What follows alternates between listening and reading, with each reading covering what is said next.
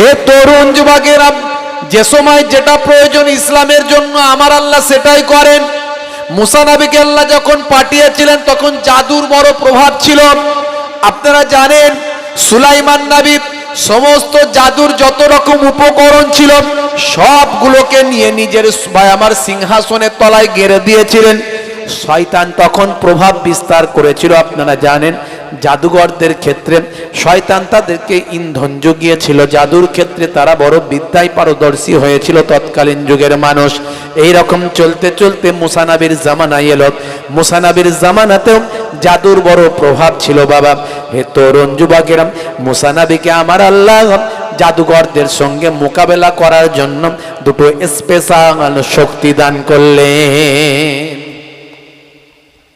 মুসা নবী ছাগল চড়াচ্ছেন, হাতে তার লাঠি। আল্লাহ কোরআন মাজিদে বলেছেন, হে মুসা তোমার ডান হাতে ওটা কি? ক্বালা আসায়া। মুসা কালিমুল্লাহ বলেন, আল্লাহ এটা হলো আমার লাঠি। আল্লাহর সঙ্গে কথা বলার সুযোগ পেয়েছে মুসা কালিমুল্লাহ। শুধু লাঠি বললেই হয়ে যায়, কিন্তু শুধু লাঠি বললেন না। আপনি যদি কোনো স্পেশাল লোকের সঙ্গে কথা বলার সুযোগ পান, এমএলএর সঙ্গে, মন্ত্রীর সঙ্গে, এমপির সঙ্গে, মিনিস্টারের সঙ্গে, মুখ্যমন্ত্রীর সঙ্গে, প্রধানমন্ত্রীর সঙ্গে, রাষ্ট্রপতির সঙ্গে, বড় নাম করা খুব খ্যাতি সম্পন্ন আলেমের সঙ্গে আপনাকে জিজ্ঞাসা করলো আপনার নাম কি? শুধু বললি হয় আমার নাম সলিমউদ্দিন, কিন্তু নাম বলার পরে বলছেন স্যার আমার বাড়ি হচ্ছে অমুক জায়গায়। আপনি হয়তো চিনবেন, সেখানে একবার গিয়েছিলেন। মানে আপনি যত রকম সেই রিলেটেড কথা আছে সব বলছেন। তার মানে কথা বলার সুযোগ পেয়েছে, একটু বেশি করে বলেনি, কথা ঠিক না? বল। আল্লাহ বললেন, হে মুসা তোমার ডান হাতে ওটা কি? মুসা কালিমুল্লাহ শুধু বললেন না লাঠি, লাঠি তো বললেন। তারপরে মুসা কালিমুল্লাহ বললেন, আল্লাহ এই লাঠি দিয়ে আমি ছাগল চড়াই, এই লাঠি দিয়ে আমি ঠেক দিয়ে দাঁড়াই, এই লাঠি দিয়ে আমি গাছের পাতা পারি, ছাগলের জন্য খাবার তৈরি করে, এই লাঠি দিয়ে আমি অনেক কাজ করি। শুধু লাঠি বললেই হতো, কিন্তু মুসা নবী লাঠি দিয়ে কি কি করেন সবই আল্লাহকে বলতে লাগলেন। আমার আল্লাহ কোরআন মাজিদে সবটাই সুন্দর করে জানালেন। হে তরুণ যুবকেরা, আমার আল্লাহ বললেন, হে মুসা এই লাঠিটাকে ছেড়ে দাও, এই লাঠিটাকে ফেলে দাও। হযরতে মুসা কালিমুল্লাহ লাঠিটাকে যখন ফেললেন, একটা বিরাট আজদাহা সাপ হয়ে দৌড়াতে লাগলো। অজগরের থেকে আরো শক্তিশালী ভয়ঙ্কর সাপ হয়ে দৌড়াতে লাগলো। মুসা নবী ভয় পেয়ে গেলেন। আমার আল্লাহ বললেন, হে মুসা খুযহা, ওটাকে ধরে ফেলো। মুসা নবী ধরতে ইতস্তত করছেন। আমার আল্লাহ বললেন, হে মুসা লা তাখাফ ওয়ালা তাহজান, ভয় পেও না, চিন্তা করো না, ওটা আবার আগের মতো তোমার কাছে লাঠি হিসাবে বানিয়ে দেব। জোরে হবে না? সেই সময় জাদুর বিরাট শক্তি ছিল, বুঝতে পারছেন? মানুষ জাদুর প্রতি আসক্ত, তাই আল্লাহ মুসা নবীর লাঠিটাকে সাপ বানিয়ে দিলেন, ছাড়লেই সাপ। আরো লাঠি দিয়ে অনেক কিছু কাজ মুসা নবী করতেন, বুঝতে পারছেন? সেই লাঠি দিয়ে আপনারা জানেন নীল দরিয়ায় আঘাত করেছিলেন, আল্লাহ 12টা রাস্তা বানিয়ে দিয়েছিলেন। মানে ওই লাঠির একটা স্পেশাল ক্ষমতা আল্লাহ দান করেছিলেন। যেমন সুলাইমান নবীর আংটির ক্ষমতা ছিল। আংটি, এই আংটি যতক্ষণ হাতে পড়তেন সুলাইমান নবীর সঙ্গে বডির সঙ্গে এমন ডিটাচ হয়ে, এমন টাচ হয়ে যেত যেন পাসওয়ার্ড। আংটি হলো পাসওয়ার্ড। সুলাইমান নবী যা বলতেন তাই হতো। সমস্ত জিনেরা সুলাইমান নবীর কন্ট্রোলে, সমস্ত পশু পাখি সুলাইমান নবীর কন্ট্রোলে। এই আংটিকে আল্লাহ এমন মুজিজা করেছিলেন, ক্ষমতা দিয়েছিলেন। এ অনেক ঘটনা আমি বলেছি, এর আগে বলবো না, যে উদ্দেশ্যে বলতে গিয়ে এত দূর এসেছি। হে তরুণ যুবকেরা, হে আমার বন্ধুরা, হে আমার মুরব্বিয়ানিরা, শুনে রেখেন দিন বাবা, মুসা কালিমুল্লাহকে আমার আল্লাহ আর একটা বড় মুজিজা দিয়েছিলেন। মুজিজা হলো নবীদের জন্য, এর মানেও হলো অলৌকিক শক্তি। আর ওলি আউলিয়াদের জন্য যেটা অলৌকিক শক্তি, এটাকে বলা হয় কারামাত। নবী রাসূলদের জন্য মুজিজা কথাটা স্পেশাল, এটা ওলিদের জন্য লাগানো যাবে না। আর ওলিয়া উলিয়াদের জন্য ওটাই বাবা অলৌকিক শক্তি, যার নাম হলো কারামাত। ওলি আউলিয়াদের জন্য কারামাত থাকতেও পারে, নাও পারে। বাইরা আমার, ওলি আউলিয়াদের জন্য কারামাত মাস্ট নয়, অলৌকিক শক্তি দেওয়া মাস্ট নয়, কিন্তু নবী রাসূলদের জন্য অলৌকিক শক্তি থাকবেই, এটা হলো মাস্ট। হে তরুণ যুবকেরা, মনে রাখবেন ওলি আউলিয়া কেমন করে চিনবেন? যার চেহারা দেখলে আল্লাহ এবং রাসূলের কথা মনে পড়ে যায়, যার মাথা থেকে পায়ের নখ পর্যন্ত রাসূলের তারিকা পাওয়া যায়, যার আখলাক চরিত্র সুন্নতে নাবাবী হয়, যার কাজকর্মগুলো আল্লাহর হুকুমের উপর হয়, মনে রাখবেন তিনি হলেন আল্লাহর ওলি বান্দা। মুসা কালিমুল্লাহকে আমার আল্লাহ আরেকটা মুজিজা দিয়েছিলেন। মুসা কালিমুল্লাহকে বললেন, হে মুসা, তুমি তোমার হাতটা বগলের ভিতর দিয়ে গোল করে ঘোরাও। মুসা কালিমুল্লাহ যখন ঘুরিয়ে দিলেন এইভাবে গোল করে, যতটা ঘোরালেন সেই ঘোরানোর ভিতর থেকে আমার আল্লাহ একটা কুদরতি নূর, কুদরতি লাইট, সূর্যের মতো আলো বের করতে লাগলেন। এই সূর্যের মতো আলো আর হাতের লাঠি ছাড়লে সাপ, এই দুটো ক্ষমতা আল্লাহ মুসা নবীর জন্য স্পেশাল দিয়েছিলেন। সেই মুসা নবীর সঙ্গে আমার আল্লাহ কালাম করতেন, কথা বলতেন। সেই মুসা নবীকে আমার আল্লাহ এই জন্য কালিমুল্লাহ বলেছিলেন। হে তরুণ যুবকেরা, হে আমার বন্ধুরা, সেই মুসা নবী এক সময় আল্লাহকে বললেন, আল্লাহ আমাকে একটা নাম শিক্ষা দিন, যেটা দ্বিতীয় কেউ আর মানুষ জানবে না। আমি আপনার স্পেশাল নবী, আমি আপনার স্পেশাল পাইগম্বার, আপনি আমার সঙ্গে কালাম করেন, আমাকে একটা স্পেশাল নাম শিক্ষা দেন। আমার আল্লাহ বললেন, কুল, বলো হে মুসা, লা ইলাহা ইল্লাল্লাহ। জোরে হবে না, জোরে হবে না। মুসা কালিমুল্লাহ বলে, আল্লাহ এ তো সবাই জানে, তাহলে আমার জন্য স্পেশাল কি হলো? আমার জন্য স্পেশাল আর কি হলো? এ তো সবাই জানে। আল্লাহ বললেন, হে নবী মুসা, সবাই জানে বলে কি তুমি ভাবছো কালেমার ওজন কমে গেছে? না না না, হে নবী মুসা শুনে রেখে দাও, জেনে রেখে দাও। হে নবী মুসা শুনে রেখে দাও, জেনে রেখে দাও। তামাম পৃথিবীতে যা কিছু আছে, যা কিছু আমার কুদরতি আছে, সব কিছুকে, যা কিছু আছে সব কিছুকে যদি এক পাল্লায় রেখে দেওয়া হয়, আর কালেমা শরীফকে যদি আর এক পাল্লায় রেখে দেওয়া হয়, হে নবী মুসা শুনে রেখে দাও, কালেমার ওজনটা ভারী হয়ে যাবে। হে তরুণ যুবকেরা, সেই কালেমা শরীফ বেশি বেশি পড়বেন। দয়ার নবী বলেছেন, যার শেষ কথা হবে কালেমা, ফাদখালাল জান্নাত, আমার আল্লাহ ওই বান্দাকে জান্নাত নসিব করে দেবেন। কালেমার মধ্যে আছে, হে তরুণ যুবকেরা, সেই জামানার নবীর নামটা কালেমার সঙ্গে আল্লাহ জুড়ে দিয়েছেন। মুসা নবীর জামানায় কালেমা ছিল লা ইলাহা ইল্লাল্লাহ, মুসা কালিমুল্লাহ। দাউদ নবীর জামানায় লা ইলাহা ইল্লাল্লাহ, দাউদ খলিফাতুল্লাহ। ঈসা নবীর জামানায় লা ইলাহা ইল্লাল্লাহ, ঈসা রূহুল্লাহ। হযরতে আদম নবীর জামানায় আমার আল্লাহ কালেমা, আদম নবীর নামটা কালেমাতে জুড়েছিলেন। ইদ্রিস নবীর জামানা, ইউসুফ নবীর জামানা, কালেমাগুলো নবীদের জামানায় কালেমার সঙ্গে, নামের সঙ্গে, আল্লাহর নামের সঙ্গে জুড়ে দেওয়া হয়েছে।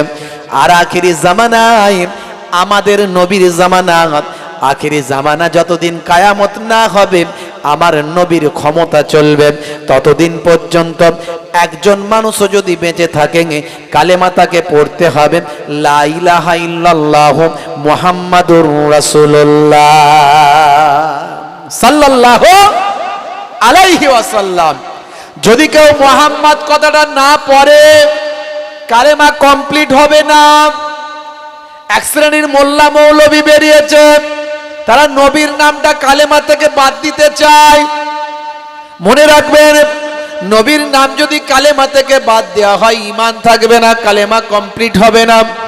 বন্ধুরা আমার, হে তরুণ যুবকেরা, হে আমার মুরব্বিয়ানেরা, শুনে রেখে দিন বাবা, জেনে রেখে দিন বাবা, এই কালেমা শরীফের কত মর্যাদা, কালেমা শরীফের কত ইজ্জত, আমার নবীর নামের কত সম্মান। যারা আমার নবীর নামটাকে বাদ দিতে চায় একটুখানি খেয়াল করুন। হে তরুণ যুবকেরা, যখন দুনিয়া ফানা হয়ে যাবে, কুল্লু মান আলাইহা ফান, আছে না নাই? কুল্লু মান আলাইহা ফান ওয়ায়াবকা ওয়াজহু রাব্বিকা যুল জালালি ওয়াল ইকরাম। আমার আল্লাহ বলেন, হে দুনিয়ার মানুষ শুনে রেখে দাও, সব কিছু ফানা হয়ে যাবে, সব কিছু ফান হয়ে যাবে, সব কিছু ধ্বংস হয়ে যাবে, কেবলমাত্র আল্লাহ জাল্লা জালালাহুর তার ক্ষমতা, তার ভাই আমার, তার আমার আল্লাহর জালালিয়াত কেবলমাত্র থাকবে। হে তরুণ যুবকেরা, বন্ধুরা আমার, তরুণ যুবকেরা, পৃথিবী যখন ধুলোর মতো উঠতে থাকবে, আমার আল্লাহ যখন পাহাড়গুলোকে ধ্বংস করে দেবেন, ধুলোর মতো উঠতে থাকবে, আকাশ জমিন যখন ফানা হয়ে যাবে, পৃথিবী যখন ধ্বংসপ্রাপ্ত হবে, এমন কেউ মানুষ যখন জীবিত থাকবে না। মনে রাখবেন, তবে শুনে রাখুন, বুখারী শরীফের হাদিস আল্লাহর নবী জানিয়ে দিয়েছেন, লা তাকুমু সাত হাত্তা ইউকালা আল্লাহ আল্লাহ, ততদিন পর্যন্ত কিয়ামত হবে না যতদিন পর্যন্ত কোনো ঈমানদার আল্লাহ আল্লাহ বলার মতো মানুষ থাকবে। ভাইরা আমার, মাঝে মাঝে আমরা শুনি 2030 সালের মধ্যে পৃথিবী ধ্বংস হবে, কেউ বলে 32 সালে ধ্বংস হবে, এর আগে বলেছিল 20 সালের মধ্যে ধ্বংস হয়ে যাবে। তবে মনে রাখবেন, যারা আমরা ঈমানদার, আমাদের বিশ্বাস করতে হবে, বুখারী শরীফের হাদিস আল্লাহর নবী জানিয়েছেন, ততদিন পর্যন্ত কিয়ামত হবে না যতদিন পর্যন্ত এই ভুবনে, এই ধুলোকে, এই পৃথিবীর জমিনেতে একজন আল্লাহ আল্লাহ বলা ঈমানদার পৃথিবীর জমিনে থাকবে। জোরে হবে না? বন্ধুরা আমার, তরুণ যুবকেরা আমার, পৃথিবী আকাশ চন্দ্র সূর্য যখন ফানা হয়ে যাবে, সমস্ত কুল মাখলুকাতের রূহগুলো যখন বেরিয়ে যাবে, কেবলমাত্র জীবিত আছেন আজরাইল ফেরেশতা আর আমার আল্লাহ আছেন। আল্লাহ জাল্লা জালালাহু, আমার আল্লাহর শান, আমার আল্লাহর জাত, এছাড়া আর কিছু জিন্দা নাই, আর কোনো কারো অস্তিত্ব নাই, কেবলমাত্র আজরাইল ফেরেশতা আছে। আমার আল্লাহ বললেন, হে আজরাইল, কেউ কি জীবিত আছে? বলে, আল্লাহ কেউ নাই, কেবলমাত্র জীবিত বলতে আমি আছি, আর কেউ নাই। আর আপনি জাল্লা জালালাহু, আপনি আছেন, এছাড়া আর কোনো কিছু জিন্দা নাই, সব ধ্বংস হয়ে গেছে। আপনার নির্দেশে ফেরেশতা জিবরাইলের রূহটা কবজ করা হয়েছে, আপনার নির্দেশে ফেরেশতা মিকাইলের রূহটা কবজ করা হয়েছে, আপনার নির্দেশে ফেরেশতা ইসরাফিলের রূহ পর্যন্ত কবজ করা হয়েছে। সব ফানা হয়ে গেছে, কেবলমাত্র আমি জিন্দা আছি। কোনো মানুষ নাই, কোনো পশু পাখি নাই, কোনো জীবজন্তু নাই, কোনো রকম আকাশ পাতাল ধুলো কোনো কিছু তার নিজের অস্তিত্বের জায়গায় নাই, সব কিছু ফানা হয়ে গেছে, ধ্বংসপ্রাপ্ত হয়েছে, কেবলমাত্র আমি আজরাইল জীবিত আছি। আমার আল্লাহ বলবেন, হে আজরাইল, তুমি তোমার রূহটা, তুমি তোমার প্রাণটা, তুমি তোমার আত্মাটা, তুমি তোমার রূহটা কবজ করে নাও। হে তরুণ যুবকেরা, বন্ধুরা আমার, তরুণ যুবকেরা, এমন সময় দেখতে পাওয়া যায় আজরাইল ফেরেশতা বলতে থাকবে, না আমার মাবুদ আল্লাহ, আমি কেবল বেঁচে আছি, আপনারই তো তাসবিহ করি। ফেরেশতারা খায় না, পান করে না, ফেরেশতারা খায় না, পান করে না, ফেরেশতারা কেবল তাসবিহ করে। যখন আমার আল্লাহ ফেরেশতাদের বলেছিলেন, হে দুনিয়ার মানুষ শুনে রেখে দাও, জেনে রেখে দাও বাবা, দুনিয়ার মানুষ শুনে রেখে দাও, ওয়াইজ ক্বালা রাব্বুকা লিল মালাইকাতি ইন্নী জাইলুন ফিল আরদি খলিফা ক্বালু আতাজআলু ফিহা মান ইউফসিদু ফিহা ওয়া ইউসফিকু দিমা ওয়া নাহনু নুসাব্বিহু বিহামদিকা ওয়া নুকদ্দিসু লাক ক্বালা ইন্নী আলামু মা লা তা'লামুন। ফেরেশতারা বলেছিল, নাহানু নুসাব্বিহু বিহামদিকা ওয়া নুকদ্দিসু লাক, হে আমার আল্লাহ, আমরাই তো আপনার তাসবিহ করি। ফেরেশতারা আল্লাহর তাসবিহ করেন এবং হাম প্রশংসা করতে থাকেন। হে তরুণ যুবকেরা, ফেরেশতারা খায় না, পান করে না, ফারিস্তাদের তান্দ্রা নিদ্রা নাই, আরামাইশ তাদের নাই, সংসার পরিজন তাদের নাই, তাদের সন্তান নাই, ছেলে নাই, বিবি নাই, বাচ্চা নাই, তাদের কাজকর্ম অন্য কিছু নিজস্ব কাজকর্ম কিছু নাই, তারা কেবলমাত্র আল্লাহর নির্দেশে লেগে আছেন। তাদের সব কিছুই হলো আল্লাহর জিকির, আল্লাহর ইবাদত। হে তরুণ যুবকেরা, ফারিস্তা আজরাইল ছাড়া আর কেউ পৃথিবী কুল কায়নাতের ভিতরে নাই। ফারিস্তা আজরাইল ফারিস্তা আল্লাহকে বলবেন, আল্লাহ আর তো তোমার তাসবিহ করার কেউ নাই, কেবলমাত্র আমি যদি মারা যাই, আমি যদি ফানা হয়ে যাই, আল্লাহ তোমার তাসবিহ তো করার মতো কুল কায়নাতে আর কেউ থাকবে না।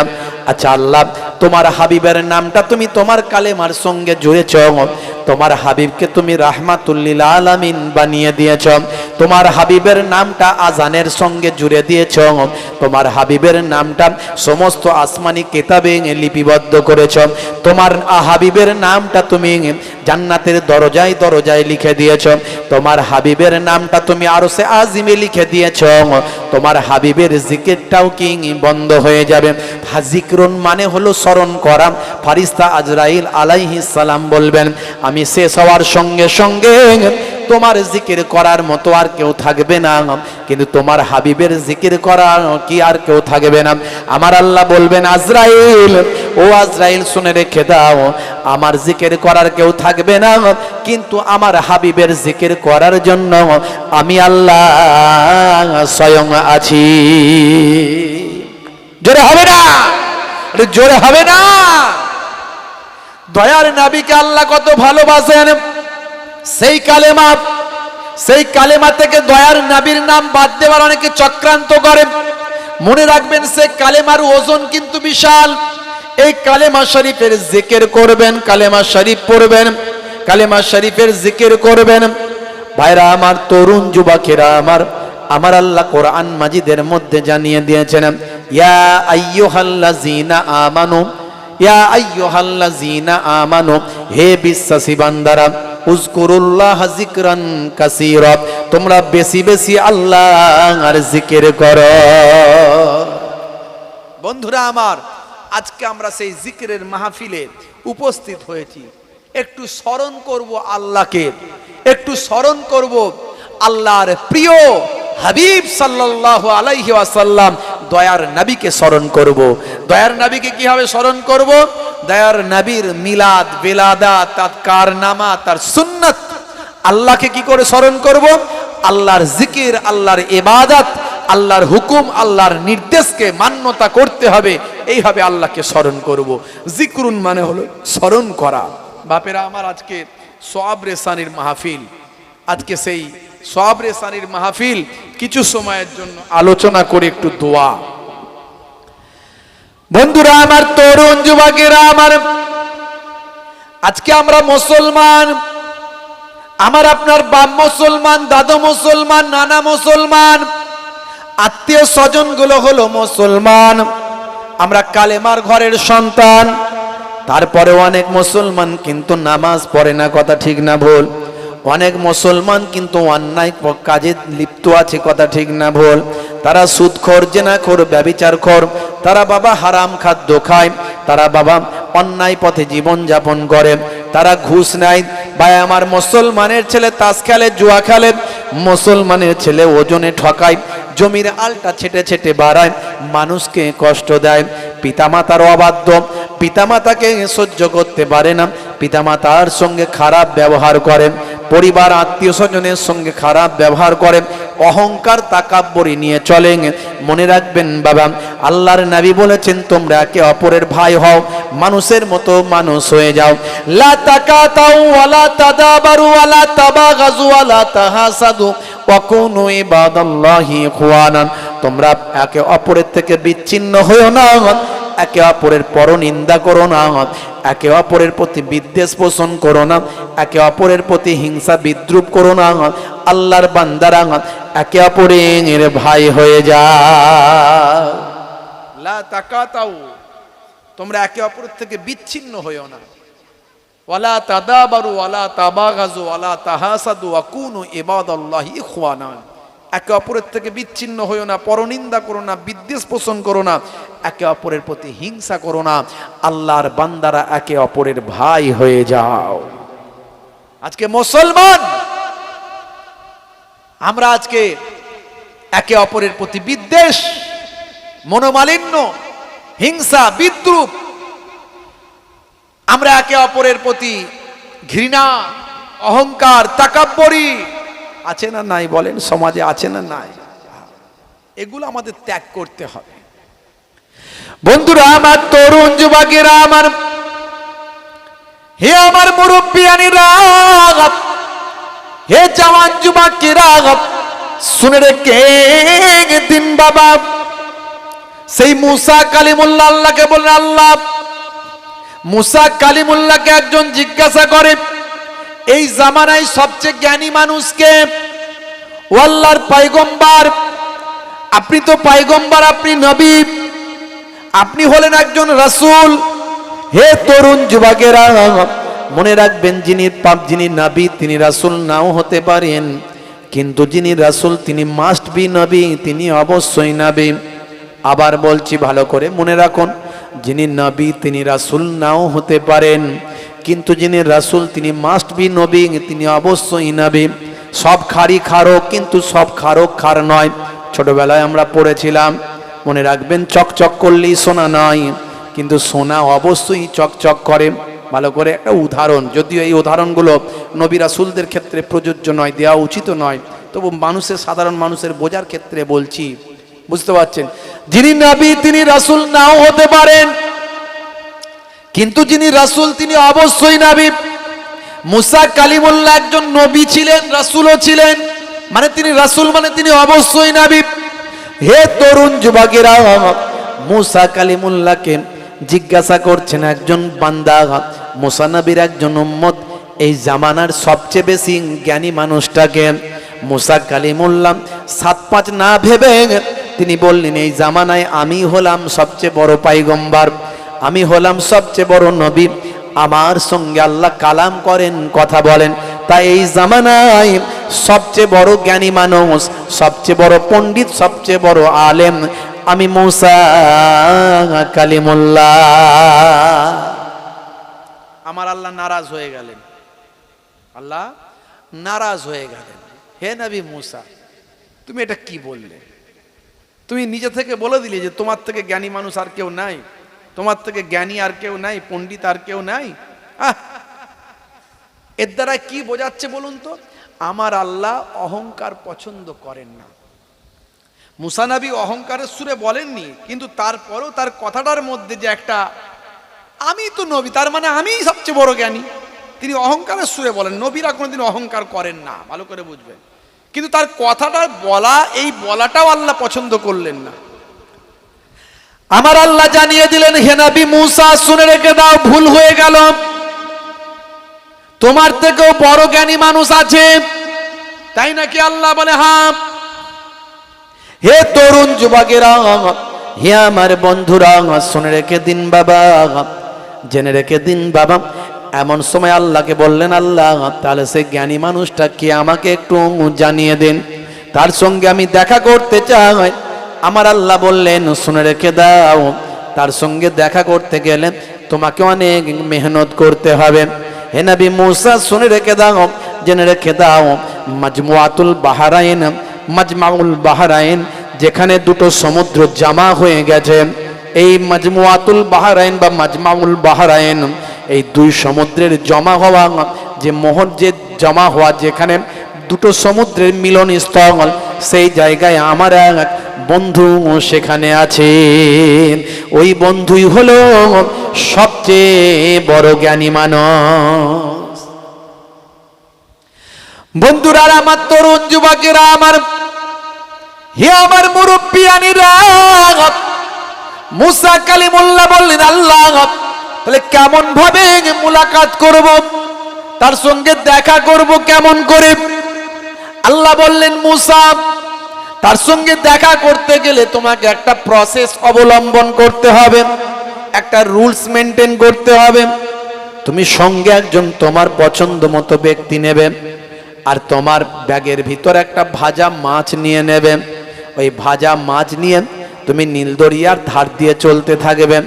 চলতে চলতে চলতে চলতে তুমি ক্লান্ত হয়ে যাবে, তুমি ঘুমিয়ে পড়বে। তোমার ভাজা মাছকে আমি আল্লাহ জিন্দা বানিয়ে দেব। সে তোমার ব্যাগ থেকে বের হয়ে ওই নদীর উপর দিয়ে একটা আলপনা এঁকে দিয়ে চলে যাবে, একটা ডাক টেনে দিয়ে চলে যাবে। ওই দাগ ধরে ধরে তুমি চলতে থাকবে। ওই যেখানে গিয়ে দাগটা শেষ হবে সেই জায়গাটা হলো দুটো নদীর, দুটো সমুদ্রের মিলনস্থল। ওই মিলনস্থলে দেখতে পাবে একজন জুব্বাওয়ালা, একজন সুফি মানুষ আল্লাহর ইবাদতে মাশগুল আছেন। ওই মানুষটাকে যখন গিয়ে পৌঁছাবেন, সাধারণ তিনি কোনো মানুষ নন, তিনি হলেন আমার বন্ধু হযরতে খিজির আলাইহিস সালাম। জোরে হবে না? জোরে হবে না? আমার আল্লাহ সামান্য কথাও মুসা নবী সহ্য করলেন না।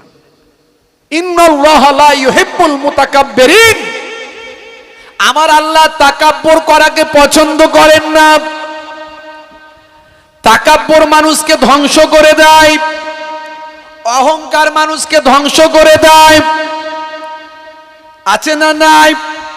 এলেমের অহংকার, আমি বিরাট বড় আলেম, কথায় কথায় আমার মতো আলেম নাই। এই যে বক্তা বক্তব্যের মাঝখানে ফুটিয়ে দিচ্ছে আমার মতো আলেম নাই, এটা বলার প্রয়োজন নাই। আল্লাহ তোমাকে সে এলেম যদি দান করেন, সে এলেম যদি মানুষের উপকারে লাগে, তোমাকে বলতে হবে না, মানুষের কানে কানে নাকে নাকে আল্লাহ তোমার খুশবু পৌঁছে দেবেন। বসিরাট আল্লামা হুজুরকে আল্লাহ এত বড় আলেম করেছিলেন, তাকে বলতে হয়নি, তাকে আমার আল্লাহ বাহারুল উলুম বানিয়েছিলেন। সারা বিশ্বের মানুষ জানে বসিরাট আল্লামা হুজুর কত বড় আলেম। মেজলা হুজুর পীর কেবলাকে আল্লাহ এত বড় আলেম করেছিলেন। হে তরুণ যুবকেরা, 1000-এরও বেশি কিতাব তিনি রচনা করেছেন। ভাইরা আমার, তাকে বলতে হয়নি আমি এত বড় আলেম, কিন্তু মানুষের নাকে নাকে আল্লাহ খবর পৌঁছেছেন, মানুষের কানে কানে আল্লাহ খবর পৌঁছে দিয়েছেন, বাহারুল উলুম বানিয়েছিলেন। ভাইরা আমার, তাকে আল্লাহ এত বড় এলেমের সামানদার করে দিয়েছিলেন।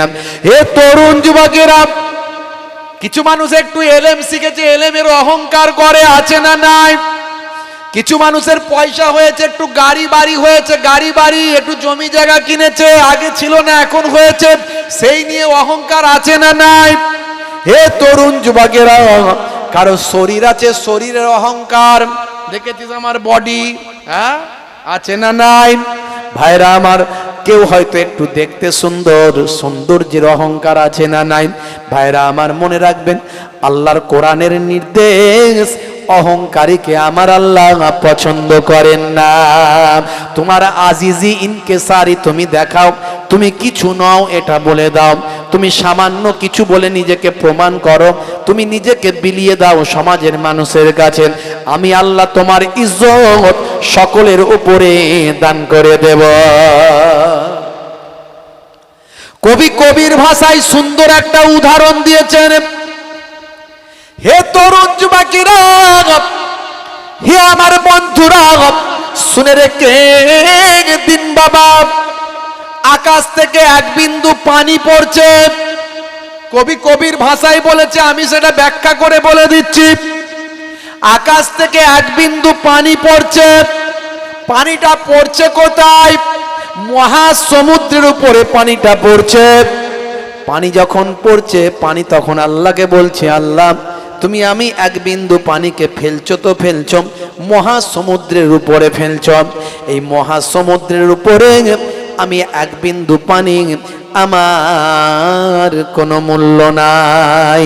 কবিরা হলেন ভাবুক, তার ভাবনা থেকে লিখেছেন, সেটাকে আমি ব্যাখ্যা করে বলছি, আসলে মূল্যটা বোঝানোর জন্য বলছি।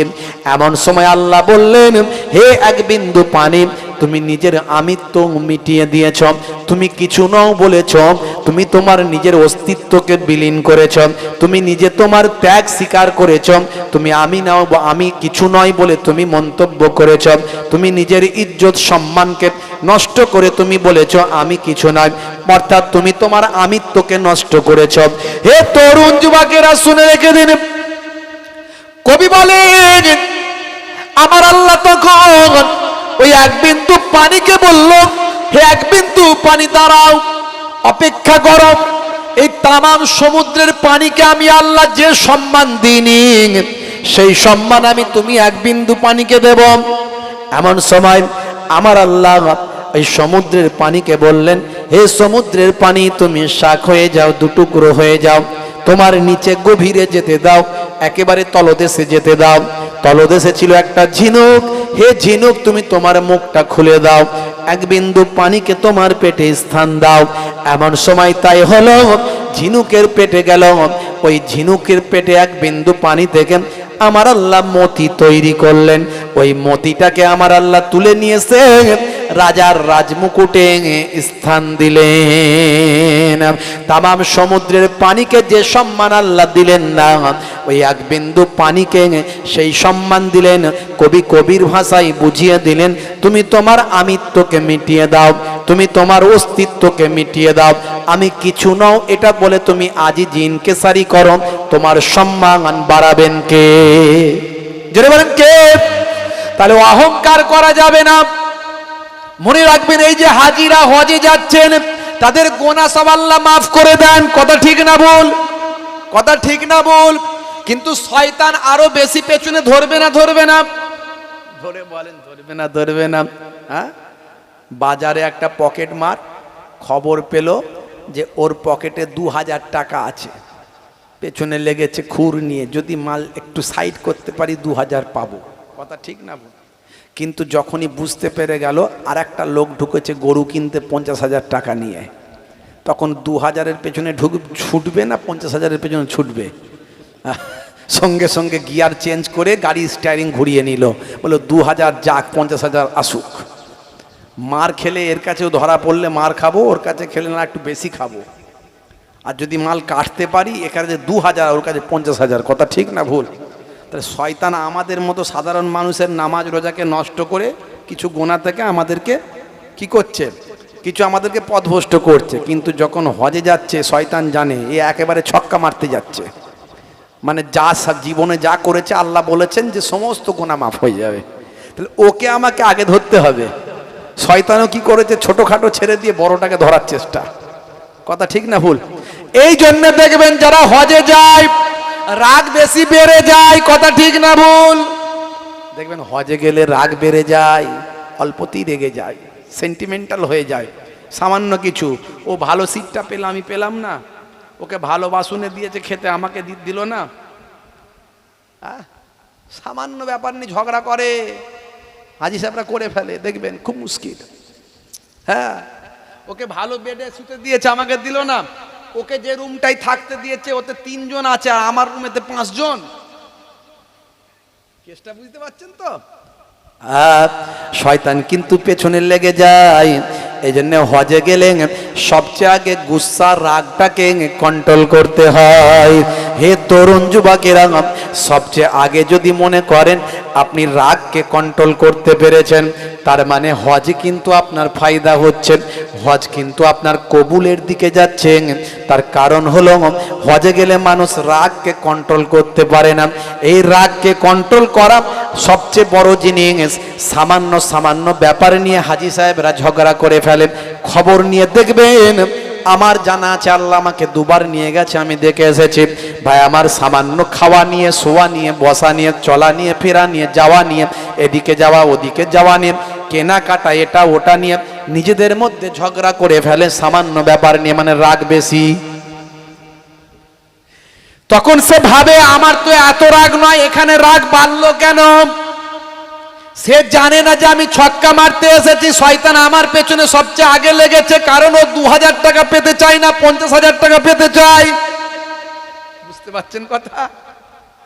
বন্ধুরা আমার, তরুণ যুবকেরা আমার, মুরব্বিয়ানেরা শুনে রেখে দেন। তাহলে হজে গেলে আপনাকে ও চিন্তা করলে হবে না কোন বিছানায় শুলাম, কোন খাবারে প্লেটে খেলাম, কোন রুমে থাকলাম। আপনাকে মনে করতে হবে আমি আল্লাহর ঘরে এসেছি, রাসূলের দরবারের মেহমান হয়েছি, যে হালতে থাকি না কেন তাতে আমি খুশি। শয়তান আপনার কাছে লেগে পারবে না, আপনার সঙ্গে লেগে পারবে না। এরকম সামান্য সামান্য জিনিস নিয়ে আপনাকে শয়তান কিন্তু আসল জায়গা থেকে সরিয়ে দিতে চায়। বন্ধুরা আমার, তরুণ যুবকেরা আমার, তাই ইমানদারদেরকে কথা বললে বুঝে কথা বলতে হবে। আপনি নামাজি, আপনি দাড়িওয়ালা, আপনি দরবেশ, আপনি আল্লাহওয়ালা, আপনার মধ্যে শুকরের ভাবটা বেশি থাকবে, শুকরিয়া। আপনি যে হালতে থাকবেন সে হালতেই শুকরিয়া আদা করবেন। আল্লাহ, আমি তো এত সুন্দর আছি, ভালো আছি, কত মানুষ কত কষ্টে আছে, কত বিপদের মধ্যে আছে।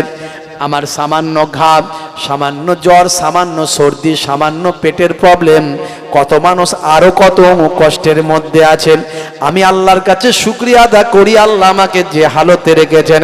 এই মাশকুর বাবা, শুকুর ওয়ালা মানুষ আপনাকে হতে হবে।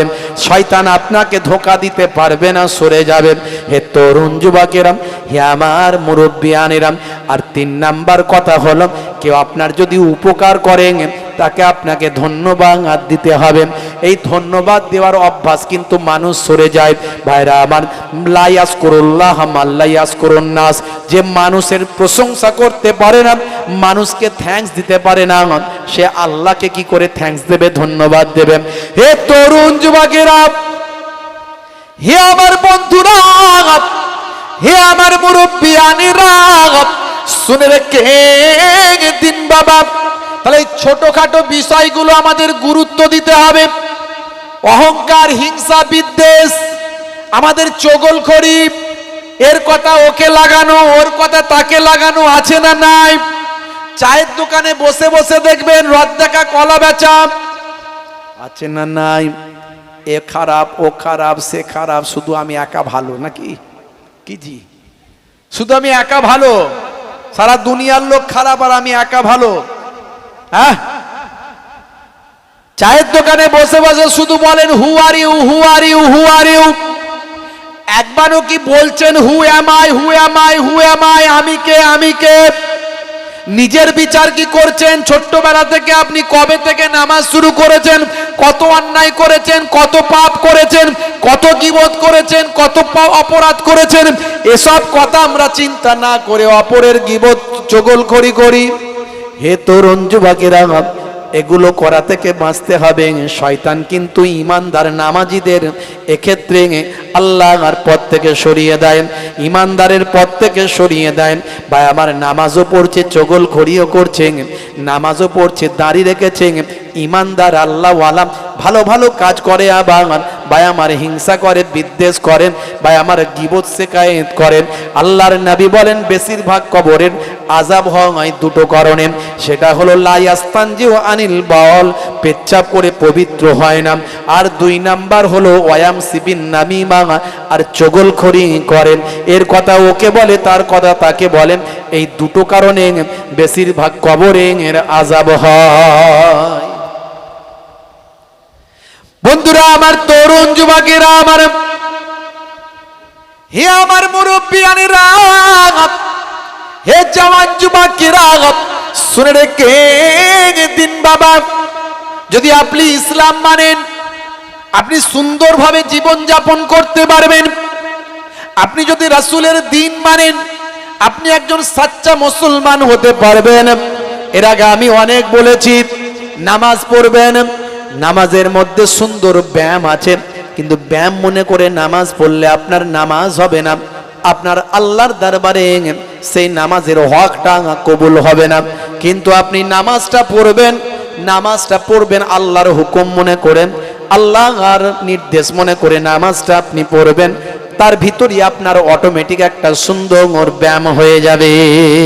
আমি মাঝে মাঝে নামাজ পড়তে পড়তে কল্পনা করি, যত ভাই আমার যারা যোগ ব্যায়াম নিয়ে গবেষণা করেন, যারা ভাই আমার বিকালে বা মর্নিং ওয়াক, সকালে মর্নিং ওয়াক করেন, তারা যে যে কাজগুলো করেন, ভাই আমার ব্যায়ামগুলো করেন, ভালো করে গবেষণা করে দেখবেন আপনার নামাজের মধ্যে আমার আল্লাহ সব কটা ব্যায়াম সুন্দর করে দিয়ে দিয়েছেন। হে তরুণ যুবকেরা, ইসলামের মধ্যে যে মডার্নিজম আছে, ইসলামের মধ্যে যে আধুনিকতা আছে, আপনি প্রত্যেকটা পদক্ষেপে লক্ষ্য করবেন। আমরা মুসলমান ইসলাম নিয়ে অত গবেষণা করি না, তাই বুঝতে পারি না। হে তরুণ যুবকেরা, বড় বড় অথার পণ্ডিতের আজকে গবেষণা করে তারা বিশ্ব নবীর শিষ্য হয়েছে। আল্লাহর নবী, আল্লাহর রাসূল জানিয়ে দিলেন পেচ্ছাপ করে পবিত্র না হওয়ার কারণে কবরে আযাব হয়। স্বাস্থ্য বিশেষজ্ঞরা বলছেন পেচ্ছাপ করে পবিত্র হওয়া স্বাস্থ্যের জন্য উপকার। 1450 বছর আগে বিশ্বনবী যা বললেন আজকের বিজ্ঞানীরা স্বাস্থ্য বিশেষজ্ঞরা মেনে নিতে বাধ্য হলো। ইউরিনটা তারা বলছে পেচ্ছাপটা হলো শরীরের বজ্র তরল, এর মধ্যে জীবাণু থাকতে পারে, তাই মেডিকেল সায়েন্সে ডাক্তারেরা ইউরিন টেস্ট লিখে দেয়, প্যাথোলজিতে টেস্ট করা হয়। এই ইউরিন যারা যদি শরীরের পোশাকে লাগতে থাকে সেখান থেকে জীবাণু ভাইরাস তৈরি হয়, স্বাস্থ্যের জন্য ক্ষতিকর হয়। আল্লাহর নবী বলেন পেচ্ছাপ করে পবিত্র হতে হবে, পেচ্ছাপ করে পবিত্র না হওয়ার কারণে বেশিরভাগ কবরের আযাব হয়। হে তরুণ যুবকেরা, আল্লাহর নবী বলেন পেচ্ছাপটা বসে করতে হবে, বসে করা হলো সুন্নত। ভাইরা আমার, তরুণ যুবকেরা আমার, যারা জিন্সের প্যান্ট পরে তারা কি বসে করে না দাঁড়িয়ে চালায়? কথা ঠিক না ভুল ভাই? যারা জিন্সের প্যান্ট পরে সারা সারা দিন, নায়ক আর গায়ক আছে না? নাই। মুসলমানের ছেলে শাহরুখ খানের ভক্ত, স্কিন টাইট গেঞ্জি, স্কিন টাইট প্যান্ট, জিন্সের প্যান্ট আবার 3 জায়গায় ছেঁড়া। কিরে ভাই, পরে গিয়ে ছিঁড়েছো নাকি? না হুজুর, এসব আপনারা বুঝবেন না। বুঝবো না মানে? বুঝালেই তো বুঝবো। ইউ টেল মি, বলো আমাকে। আরে ভাই, একটু পড়াশোনা তো করেছি রে ভাই। 15 বছর একটা হাই সেকেন্ডারি স্কুলে শিক্ষকতার কাজে যুক্ত আছি। একটা উচ্চ মাধ্যমিক হাই সেকেন্ডারি স্কুলে শিক্ষকতা করি 15 বছর ধরে। একটু মাস্টার ডিগ্রি করেছি, টাইটেল MA, হ্যাঁ এইসব করেছি, বিএড ফিএড। তো একটু বোঝালে কি বুঝবো না? বোঝাও। বলে হুজুর এটা সলেমান খানের স্টাইল। ওরে বাপরে বাপ, সে কি বলে? হ্যাঁ, হাতে পড়েছে বালা, কানে লাগিয়েছে দুল। মুসলমানের ছেলে, মাথায় পেছনে লম্বা ছুচালো চুল, চারিদিকটা ফাঁকা, ওপরটা ঢাকা, তাতে আবার রং করেছে কাকাতুয়ার মাথায় ঝুটি, খ্যাক্সিয়ালি পালাই ছুটি। গরু বাছুর দাঁড়িয়ে আছে আর ঘুঙু পাখি ডাকছে গাছে। বুঝতে পারছেন? মুসলমানের ছেলে, রাগ করবেন না ভাই। হে তরুণ যুবকেরা, একটু শুনে রাখা চাই, আমি আপনাদের মাঝখানে মোহেবুল্লাহ হুসাইনি বলে দিয়ে যাই। ভাইরা আমার, তরুণ যুবকেরা মনে রাখবেন বাবা, একটুখানি খেয়াল রাখবেন। আল্লাহর নবী যা বলেছেন সবের মধ্যে বিজ্ঞান আর বাস্তবতা পাওয়া যায়। দয়ার নবী বললেন পেচ্ছাপটা বসে করবে, এটা হলো সুন্নত। বসে পেচ্ছাপ করলে মেডিকেল সায়েন্স বলছে স্বাস্থ্যের জন্য উপকার। ভাইরা আমার, কি করে বলুন? কোরআন মাজিদ খুললে আপনি পাবেন, আমার আল্লাহ কোরআন মাজিদে বলছেন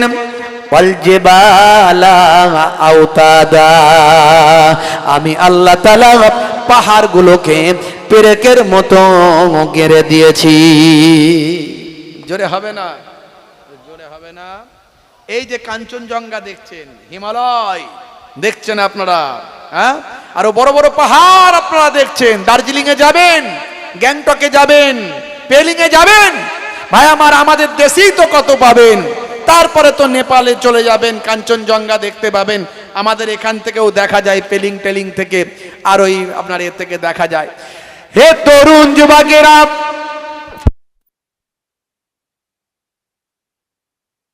ইমান আমার দিন আমার জান, আল্লাহুম্মা সাল্লি আলা।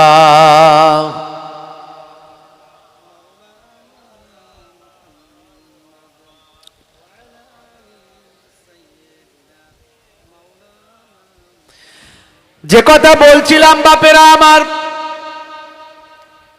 আপনি দার্জিলিং এ যাবেন, পাহাড় দেখবেন। আমার আল্লাহ 1450 বছর আগে কোরআন মাজিদে বললেন পাহাড়গুলোকে আমি আল্লাহ পেরেকের মতো গেড়ে দিয়েছি। আচ্ছা বলেন তো দেখি, পেরেকের ওপর দিকে বেশি থাকে না নিচের দিকে বেশি যায়? জোরে বলেন, জোরে বলেন। পেরেকের ওপর দিকে বেশি থাকে না নিচের দিকে বেশি যায়? নিচের দিকে বেশি যায়। 1450 বছর আগে আমার আল্লাহ বললেন অল জেবালা আওতাদা, পাহাড়গুলোকে আমি আল্লাহ পেরেকের মতো গেড়ে দিয়েছি।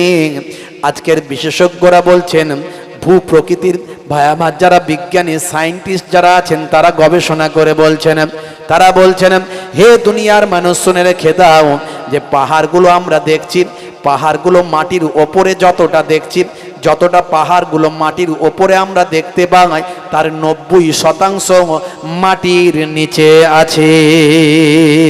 আজকের গবেষণায় যেটা প্রমাণ হলো, 1450 বছর আগে আমার আল্লাহ কোরআন মাজিদে সেটা জানিয়ে দেয়। জোরে হবে না? বন্ধুরা আমার, তরুণ যুবকেরা আমার, এইসব উদাহরণগুলো মাঝে মাঝে দিয়ে দিচ্ছি। তার কারণটা কি? তার কারণটা হলো কোরআন মাজিদ যে সত্য, আমার আল্লাহ যে সত্য, দয়ার নবী যে সত্য, আপনাকে মানতে হবে। আজকে কেসিয়াস স্কেলে টাইসন, গ্যারি মিলার, জেনিফার, হে তরুণ যুবকেরা, গোল্ড ডেভিড থেকে মিস্টার রিচমন্ড পর্যন্ত, পৃথিবী বিখ্যাত মানুষ মিস্টার ডিউ ডেভিস পর্যন্ত, হে তরুণ যুবকেরা, তারা আজকে বিশ্ব নবীর শিষ্য হয়েছেন। তাদের বাপ 14 পুরুষ বাবা কালেমা পড়েনি, কিন্তু তারা কালেমা পড়ে বিশ্ব নবীর তারা শিষ্য হয়েছেন। পৃথিবী বিখ্যাত বিখ্যাত সেলিব্রিটি যাদের নাম জানেন, মঈন আলী খানের নাম শুনেছেন, পৃথিবী বিখ্যাত একজন ক্রিকেটার। হে তরুণ যুবকেরা, ইংল্যান্ডের বিখ্যাত একজন ক্রিকেটারের নাম হলো হাসিম আমলা, অলরাউন্ডার ক্রিকেটার নাম হলো হাসিম আমলা, নাম শুনেছেন বাবা। হে তরুণ যুবকেরা, হে আমার মুরব্বিয়ানেরা, মেসুত ওয়াজিলের নাম শুনেছেন বাবা। বন্ধুরা আমার, এরা পৃথিবী বিখ্যাত বিখ্যাত এক একজন ক্রিকেটার। হে তরুণ যুবকেরা, এই যে কয়েকদিন আগে দেখলেন মুর্শিদাবাদে, হে তরুণ যুবকেরা, বহরমপুরে বিধানসভায় ভাই আমার লোকসভার প্রার্থী হয়েছেন ভাই আমার ইউসুফ পাঠান। তিনি, আমি তার পক্ষে বিপক্ষে পলিটিক্যাল ভাবে কথা বলছি না, কিন্তু তিনি যখন নামাজের টাইম হয়েছে, নামাজটা তিনি আদায় করেছেন। হে তরুণ যুবকেরা, এরা হলো সেলিব্রিটি। এরপরেও তারা, মঈন আলী খানকে আপনি দেখলে দেখবেন 5 ওয়াক্ত নামাজি, হাসিম আমলাকে দেখলে দেখবেন 5 ওয়াক্ত নামাজি, মেসুত ওয়াজিলকে দেখলে দেখবেন 5 ওয়াক্ত নামাজি। এরকম কতজনের কথা বলবো আমি, নায়ক গায়ক খেলোয়াড় প্লেয়ার, তারা আজকে আল্লাহ চিনল, নবী চিনল। তার কারণ তারা বুঝতে পারলো ইসলাম সত্য, কোরআন সত্য, নবী সত্য, নামাজ সত্য। নামাজের মধ্যে ভাই আমার, নামাজের মধ্যে সায়েন্স আছে, দাড়ির মধ্যে সায়েন্স আছে, নবী যে সুন্নতগুলো শিখিয়েছেন তার মধ্যে সায়েন্স আছে। ডান দিকে কাত হয়ে ঘুমাবেন, আপনার মধ্যে আপনি বিজ্ঞান পাবেন, সায়েন্স পাবেন। আমি এর আগেও বলেছি, নতুন করে আর বলতে চাইছি না। বাম দিকে আমাদের হার্ট থাকে, সায়েন্স বলছে বাম দিকে যদি কেউ ঘুরে ঘুমায়, তার শরীরের প্রেসারটা হার্টে পড়তে পারে। হার্টে প্রেসার পড়লে ব্লাড সার্কুলেশন বন্ধ হতে পারে। হার্টের কাজ হলো পাম্পিং করে ব্লাডকে সার্কুলেশন করা, পায়ের নখ থেকে মাথার চুল পর্যন্ত পৌঁছে দেওয়া। আর ব্লাড সার্কুলেশন বন্ধ হলে প্যারালাইজড হতে পারে, হার্ট অ্যাটাক হতে পারে, শরীরের কোনো অসুখ হতে পারে। নবী তাই বললেন, মানুষ অভ্যাসের দাস, অভ্যাস করলেই হবে। মানুষ যদি ডান দিকে কাত হয়ে ঘুমায়, তার শরীরে হার্টে কোনো প্রেসার পড়ে না, শরীরটা ভালো থাকে। এরকম অসংখ্য উদাহরণ দিতে পারি। নবী বলেছেন চেটে পুচে খেতে, নবী বলেছেন বসে পানি পান করতে, অনেক উদাহরণ দেওয়া যায়। খাবেন যখন পরিমিত খাবার খাবেন। তারা গবেষণা করল, মেসুত ওয়াজিলরা গবেষণা করল, ভাই আমার হাসিম আমলারা গবেষণা করে দেখলো ইসলাম যা বলেছে সবের মধ্যে বিজ্ঞান আছে, সবের মধ্যে বাস্তবতা আছে। তারা অবাক হয়ে গেল, 1450 বছর আগে সব কথা কোরআনে কেমন করে বলা হলো, এসব কথা হাদিসে কেমন করে বলা হলো, দয়ার নবী এগুলো কেমন করে জানলেন? সে সময় তো প্যাথোলজি ছিল না, সে সময় তো কোনো কম্পিউটার মেশিন ছিল না, সে সময় তো কোনো ভাই আমার মাইক্রোস্কোপ, স্টেথিস্কোপ, ব্যারোমিটার, থার্মোমিটার ভাই আমার এসব কিছু ছিল না। সেই সময় নবী আমার কেমন করে জানলেন? প্যাথোলজি ছিল না, গবেষণা কেন্দ্র ছিল না, ইসরো ছিল না, নাসা ছিল না। হে তরুণ যুবকেরা, তারা বিশ্বাস করল আল্লাহ সত্য, কোরআন সত্য, দয়ার নবী সত্য। কিন্তু দুর্ভাগ্য, আজকে মুসলমান আমরা সবকিছু জেনেও কিন্তু আজকে নামাজ পড়ি না। কথা ঠিক না ভুল? জোরে বলেন, কথা ঠিক না ভুল? মিলাদুন নবীতে যাই, গরুর গোস্ত খায়, সলিমউদ্দিন নাম আমার ভাই, হুজুর দেখলি সালাম দি, অসুবিধা নাই। কিন্তু নামাজের টাইম হলে মুয়াজ্জিন যখন আজান দেয়, তখন বলে আগে কাজ করব না নামাজ পড়বো, জানতে চাই কাজ না করলে কি খাবো ভাই? তাই নামাজ পড়ার টাইম নাই, আছে না নাই? নামাজের ওয়াক্তটা হবে যখনই, মসজিদে চলে যাও তুমি তখনই। জোরে হবে না? হে তরুণ যুবকেরা, তাহলে আপনাকে আমাকে ভাবতে হবে, নবীর সুন্নতগুলো মানতে হবে, আল্লাহর নির্দেশগুলো মানতে হবে। নিজের অহংকার, তাকাব্বরি, হিংসা, বিদ্বেষকে ছাড়তে হবে। ভাই আমার সামান্য কথার যদি আপনার মধ্যে অহমিকা আছে, আল্লাহ নারাজ হবেন। মুসা কালিমুল্লাহ সামান্য কথা যেটা বলেছিলেন যে এই জামানায় আমি জ্ঞানী, আমার থেকে আর জ্ঞানী কে আছে, এই কথাটাও আমার আল্লাহ পছন্দ করলেন না। আমার আল্লাহ বললেন, হে নবী মুসা, চলে যাও, চলে যাও, অমুক জায়গায় চলে যাও, মাজমুআতুল বাহরাইন, দুই সমুদ্রের জামা হওয়া, দুই সমুদ্রের মিলনস্থল, সেইখানে গিয়ে দেখবে আমার একজন নেক বান্দা, তার নাম হলো হযরতে খিজির আলাইহিস সালাম। তিনি হলেন তোমার থেকেও বড় জ্ঞানী। জোরে হবে না? আরে জোরে হবে না? এই কষ্ট হচ্ছে আপনাদের? জোরে বলেন কষ্ট হচ্ছে? হবে না? একটু শেষ করে দেবো। জোরে বলেন হবে? আচ্ছা, কারা কারা চান না হাত তুলে দেখান তো দেখি। সত্যি চান না? চান না, ঝোঁকে উঠে যাচ্ছে নাকি? আচ্ছা, কারা কারা চান হাত তুলে দেখান এবার দেখি, তাহলে আমি বলবো না, বলবো না। মাশাআল্লাহ, মাশাআল্লাহ, মাশাআল্লাহ। একবার তাকবীর দেন, নারে তাকবীর, নারে তাকবীর। বন্ধুরা আমার, তরুণ যুবকেরা আমার, খুবই সংক্ষেপ করে বলবো, মনের রোগের আগে, মনের রোগ থেকে, মনের রোগটাকে আগে সারান। শরীরের রোগের থেকে বড় রোগ হলো মনের রোগ। কথা ঠিক না ভুল? শরীরের রোগ ভালো হয়ে যাবে, যদি মনের রোগ না ভালো হয় সব বরবাদ হয়ে যাবে। বাবা আগে মনের রোগটা ঠিক করুন। মানুষকে ঘৃণা করবেন না, কাউকে ছোট মনে করবেন না, কেউ দুর্বল বলে তাকে কষ্ট দেবেন না, হিংসা বিদ্বেষ করবেন না, অহংকার তাকাব্বরি রাখবেন না। দয়ার নবীর জীবন জিন্দগিটা একবার পড়বেন অন্তত, বলুন ইনশাআল্লাহ। নবীর জীবনী পড়বেন তো একবার? আরে বাবা ইন্টারনেটে আছে, মোবাইলে, মোবাইলে অ্যাপ ডাউনলোড করবেন, দয়ার নবীর জীবনী। এই মোবাইল তো সবাইয়ের আছে, বয়স্ক মানুষদের কথা বাদ দেন, ওনারা বাড়িতে বই পড়েন, সময় পেলেই ফাঁকাতে পড়েন। ইয়ং জেনারেশন একবার নবীর জীবনীটা পড়ুন, মোবাইলে একটা ডাউনলোড করে নেবেন দয়ার নবীর জীবনী। বন্ধুরা আমার, তরুণ যুবকেরা আমার, মনের রোগ সারান। মনের রোগ যদি না সারাতে পারেন তাহলে ধ্বংস অনিবার্য হবে। হে তরুণ যুবকেরা, হে আমার বন্ধুরা, শুনে রেখে দিন বাবা, জেনে রেখে দিন বাবা। হযরতে মুসা কালিমুল্লাহ সঙ্গী যাকে নিলেন, কেউ কেউ বলেন তিনিও কিন্তু পয়গম্বর ছিলেন। মুসা কালিমুল্লাহকে হেল্প করার জন্য তিনিও নবী ছিলেন। হে তরুণ যুবকেরা, মুসা নবীর জামানায় কয়েকজন হেল্পার এসেছিলেন মুসা নবীকে সাহায্য করার জন্য, তাদেরকে আল্লাহ নবুয়ত দিয়েছিলেন। যেমন হযরতে হারুন আলাইহিস সালাম, নাম শুনেছেন না শোনেননি? শুনেছেন তো? বন্ধুরা আমার, হে আমার মুরব্বিয়ানিরা, হে জওয়ান যুবকেরা, হযরতে মুসা কালিমুল্লাহ সঙ্গী যাকে নিলেন তার নাম হলো ইউসা বিন নুন। ইউসা বিন নুনকে সঙ্গে নিলেন। আমার আল্লাহ যেমন বলেছিলেন তেমন ভাবে একটা ভাজা মাছ নিলেন ব্যাগের ভিতর। চলতে লাগলেন, নদীর পার ধরে ধরে হাঁটতে লাগলেন। বহুদূর যাবার পরে বাবা এমন সময় দেখতে পাওয়া যায় বড্ড ক্লান্ত হয়ে গেলেন, এবার একটু বিশ্রামের প্রয়োজন। একটু হেলান দিয়ে ঠেক দিয়ে একটু তিনি বিশ্রাম নিচ্ছেন। ভাই আমার, দুজনেই যখন ঘুমিয়ে গেছেন, চোখটা যখন লেগে গেছে, আমার আল্লাহর কুদরতি ক্ষমতায় ওই মাছকে আল্লাহ জিন্দা করে দিলেন।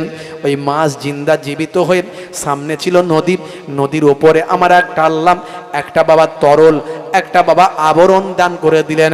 আবরণ যাতে করে মাছটা গেলে একটা রেখা তৈরি হয়, একটা আলপনা তৈরি হয়ে যায়।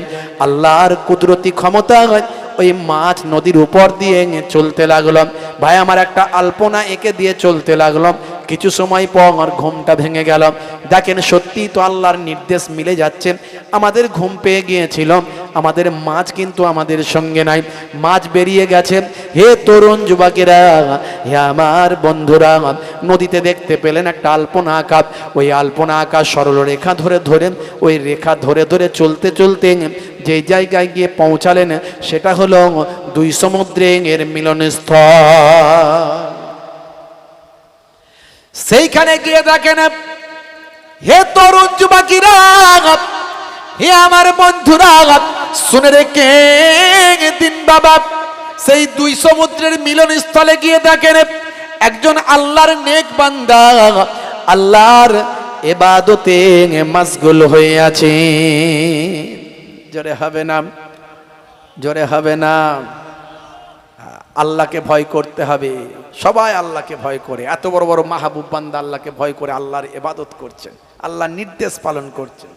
তোমার বুকে রাখো আল্লাহরই ভয়, আসবে না কোনো দিন কোনো পরাজয়, আসবে না কোনো দিন কোনো পরাজয়।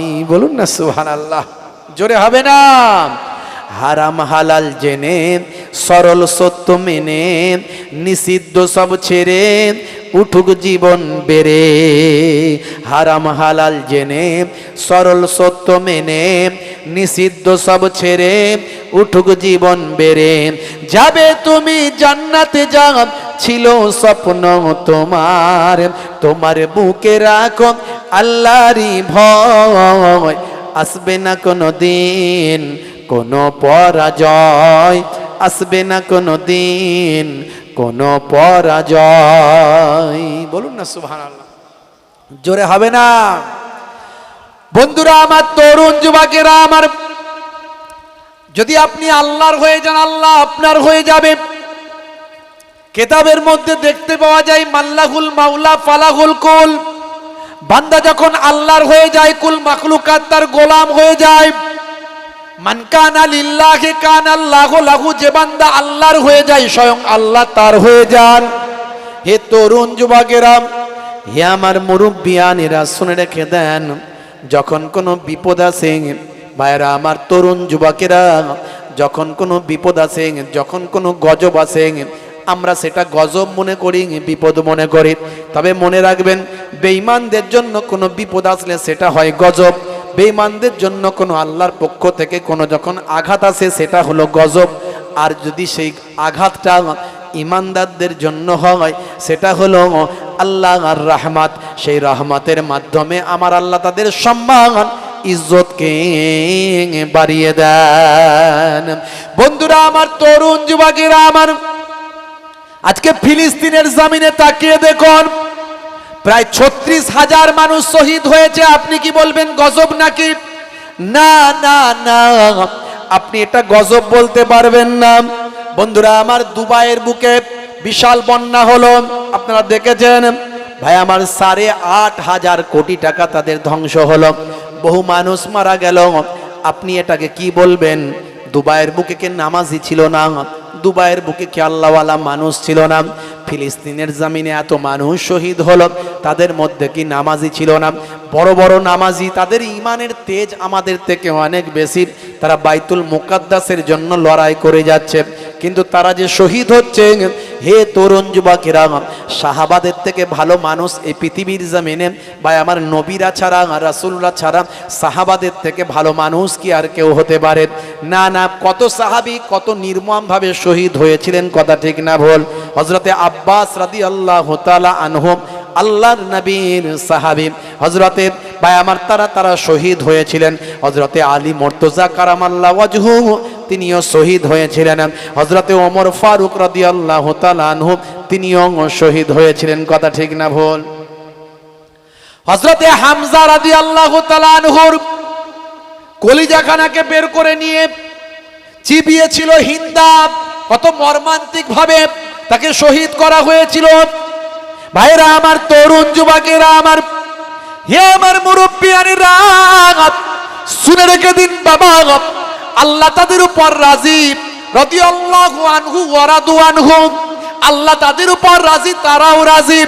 হে তরুণ যুবকেরা, কিন্তু আমার আল্লাহ তাদের পরীক্ষা নেন। বন্ধুরা আমার আল্লাহ তাই কোরআন মাজিদের মধ্যে জানিয়ে দেন, ইয়া আইয়ুহাল্লাযীনা আমানু, হে বিশ্বাসী বান্দারা, লা তুলহিকুম আমওয়ালুকুম ওয়ালা আওলাদুকুম আন যিকরিল্লাহ, তোমরা আল্লাহর ইবাদত ভুলে যেও না, আল্লাহর উপাসনা তোমরা ছেড়ে দিও না। তোমাদের মালমাতা সম্পদ, সন্তান সন্ততি সম্পদ মালমাতা পেয়ে, লা তুলহিকুম আমওয়ালুকুম ওয়ালা আওলাদুকুম আন যিকরিল্লাহ ওয়া মান ইয়াফআল যালিকা ভাই আমার, যদি তোমরা এটা করো তাহলে তোমরা আমার আল্লাহ বললেন ওমাইয়া ফাআল যালিকা ফাউলাইকা হুমুল খাসিরুন, তাহলে তোমরাই ক্ষতিগ্রস্ত হবে, ধ্বংসপ্রাপ্ত হবে। তোমরা দুনিয়ার সম্পদ, মাল মাতা, ছেলে মেয়ে, বিবি বাচ্চা, আওলাদ পেয়ে তোমরা আল্লাহকে যেন ভুলে না যাও। তবে মনে রাখবে তোমাদের মাঝে মাঝে পরীক্ষা করা হবে। ওয়ালা নাবলু আন্নাকুম বিশাইইম মিনাল খাউফি ওয়াল জু ওয়া নাকসিম মিনাল আমওয়ালি ওয়াল আনফুসি ওয়াস সামারাত ওয়া বাশশিরিস সাবিরিন। হে দুনিয়ার মানুষ, শুনে রেখে দাও, মাঝে মাঝে আল্লাহর পক্ষ থেকে তোমাদের জানমালের ক্ষতি দিয়ে, সম্পদের ক্ষতি দিয়ে, তোমাদেরকে ভয় ভীতি দেখিয়ে আমি আল্লাহ পরীক্ষা নিয়ে থাকি। ওয়ালা নাবলু আন্নাকুম বিশাইইম মিনাল খাউফি ওয়াল জু, কখনো ক্ষুধার কষ্ট দেওয়া হয়, কখনো ডর দেওয়া হয়, ভয় দেওয়া হয়, কখনো তোমাদের নাফসের ক্ষতি করে শরীরের ক্ষতি হয়, কখনো মালের ক্ষতি হয়, সম্পদের ক্ষতি হয়, আওলাদের ক্ষতি হয়। তার দ্বারাই তোমাদেরকে পরীক্ষা নেন কে? জোরে বলেন কে? আর জোরে বলেন কে? বাপ মারা গেলে সন্তান নারাজ হয়, হয়ে বলে আল্লাহ এত লোকের বাপ ছিল, কারো মরল না, আমারটাই মরল। বলে কি? বলে না, এত লোকের ফসল ছিল, কারো পোকা লেগে ধ্বংস হলো না, আমারটাই হলো। এত লোকের মা ছিল, কারোটা মরল না, আমারটাই নিয়ে নিলেন। এত লোকের বউ ছিল, কারোটা মরল না, আমারটা মরে গেল। এত লোকের স্বামী ছিল, কারোটা গেল না, আমার স্বামী একটাই উপায়ে চলে গেল। হে তরুণ যুবকেরা, আসলে নিয়েছেন কে? জোরে বলেন কে? আমরা কার কাছ থেকে এসেছি? মনে করুন আপনার কাছ থেকে কেউ 500 টাকা পায়, যখন আপনাকে চেয়েছে, আপনি বলতে কি পারবেন যে দিতে মন যাই দেবো, না মন যাই দেবো না? এটা কি বলা উচিত হবে? জোরে বলেন, বলা কি উচিত হবে? আপনার কাছ থেকে 500 টাকা পাই, বলছে ভাই আমার 500 টাকাটা দাও, আপনি বলছেন দিতে মন যাই দেবো, না মন যাই না দেবো, বলা যাবে? জোরে বলেন, বলা যাবে? এটা বলা কখনো উচিত হবে না। আপনার কাছ থেকে 500 টাকা পাই, যখনই চাইবে তখনই দেওয়া উচিত, তখনই দেওয়া আপনার জন্য চাই।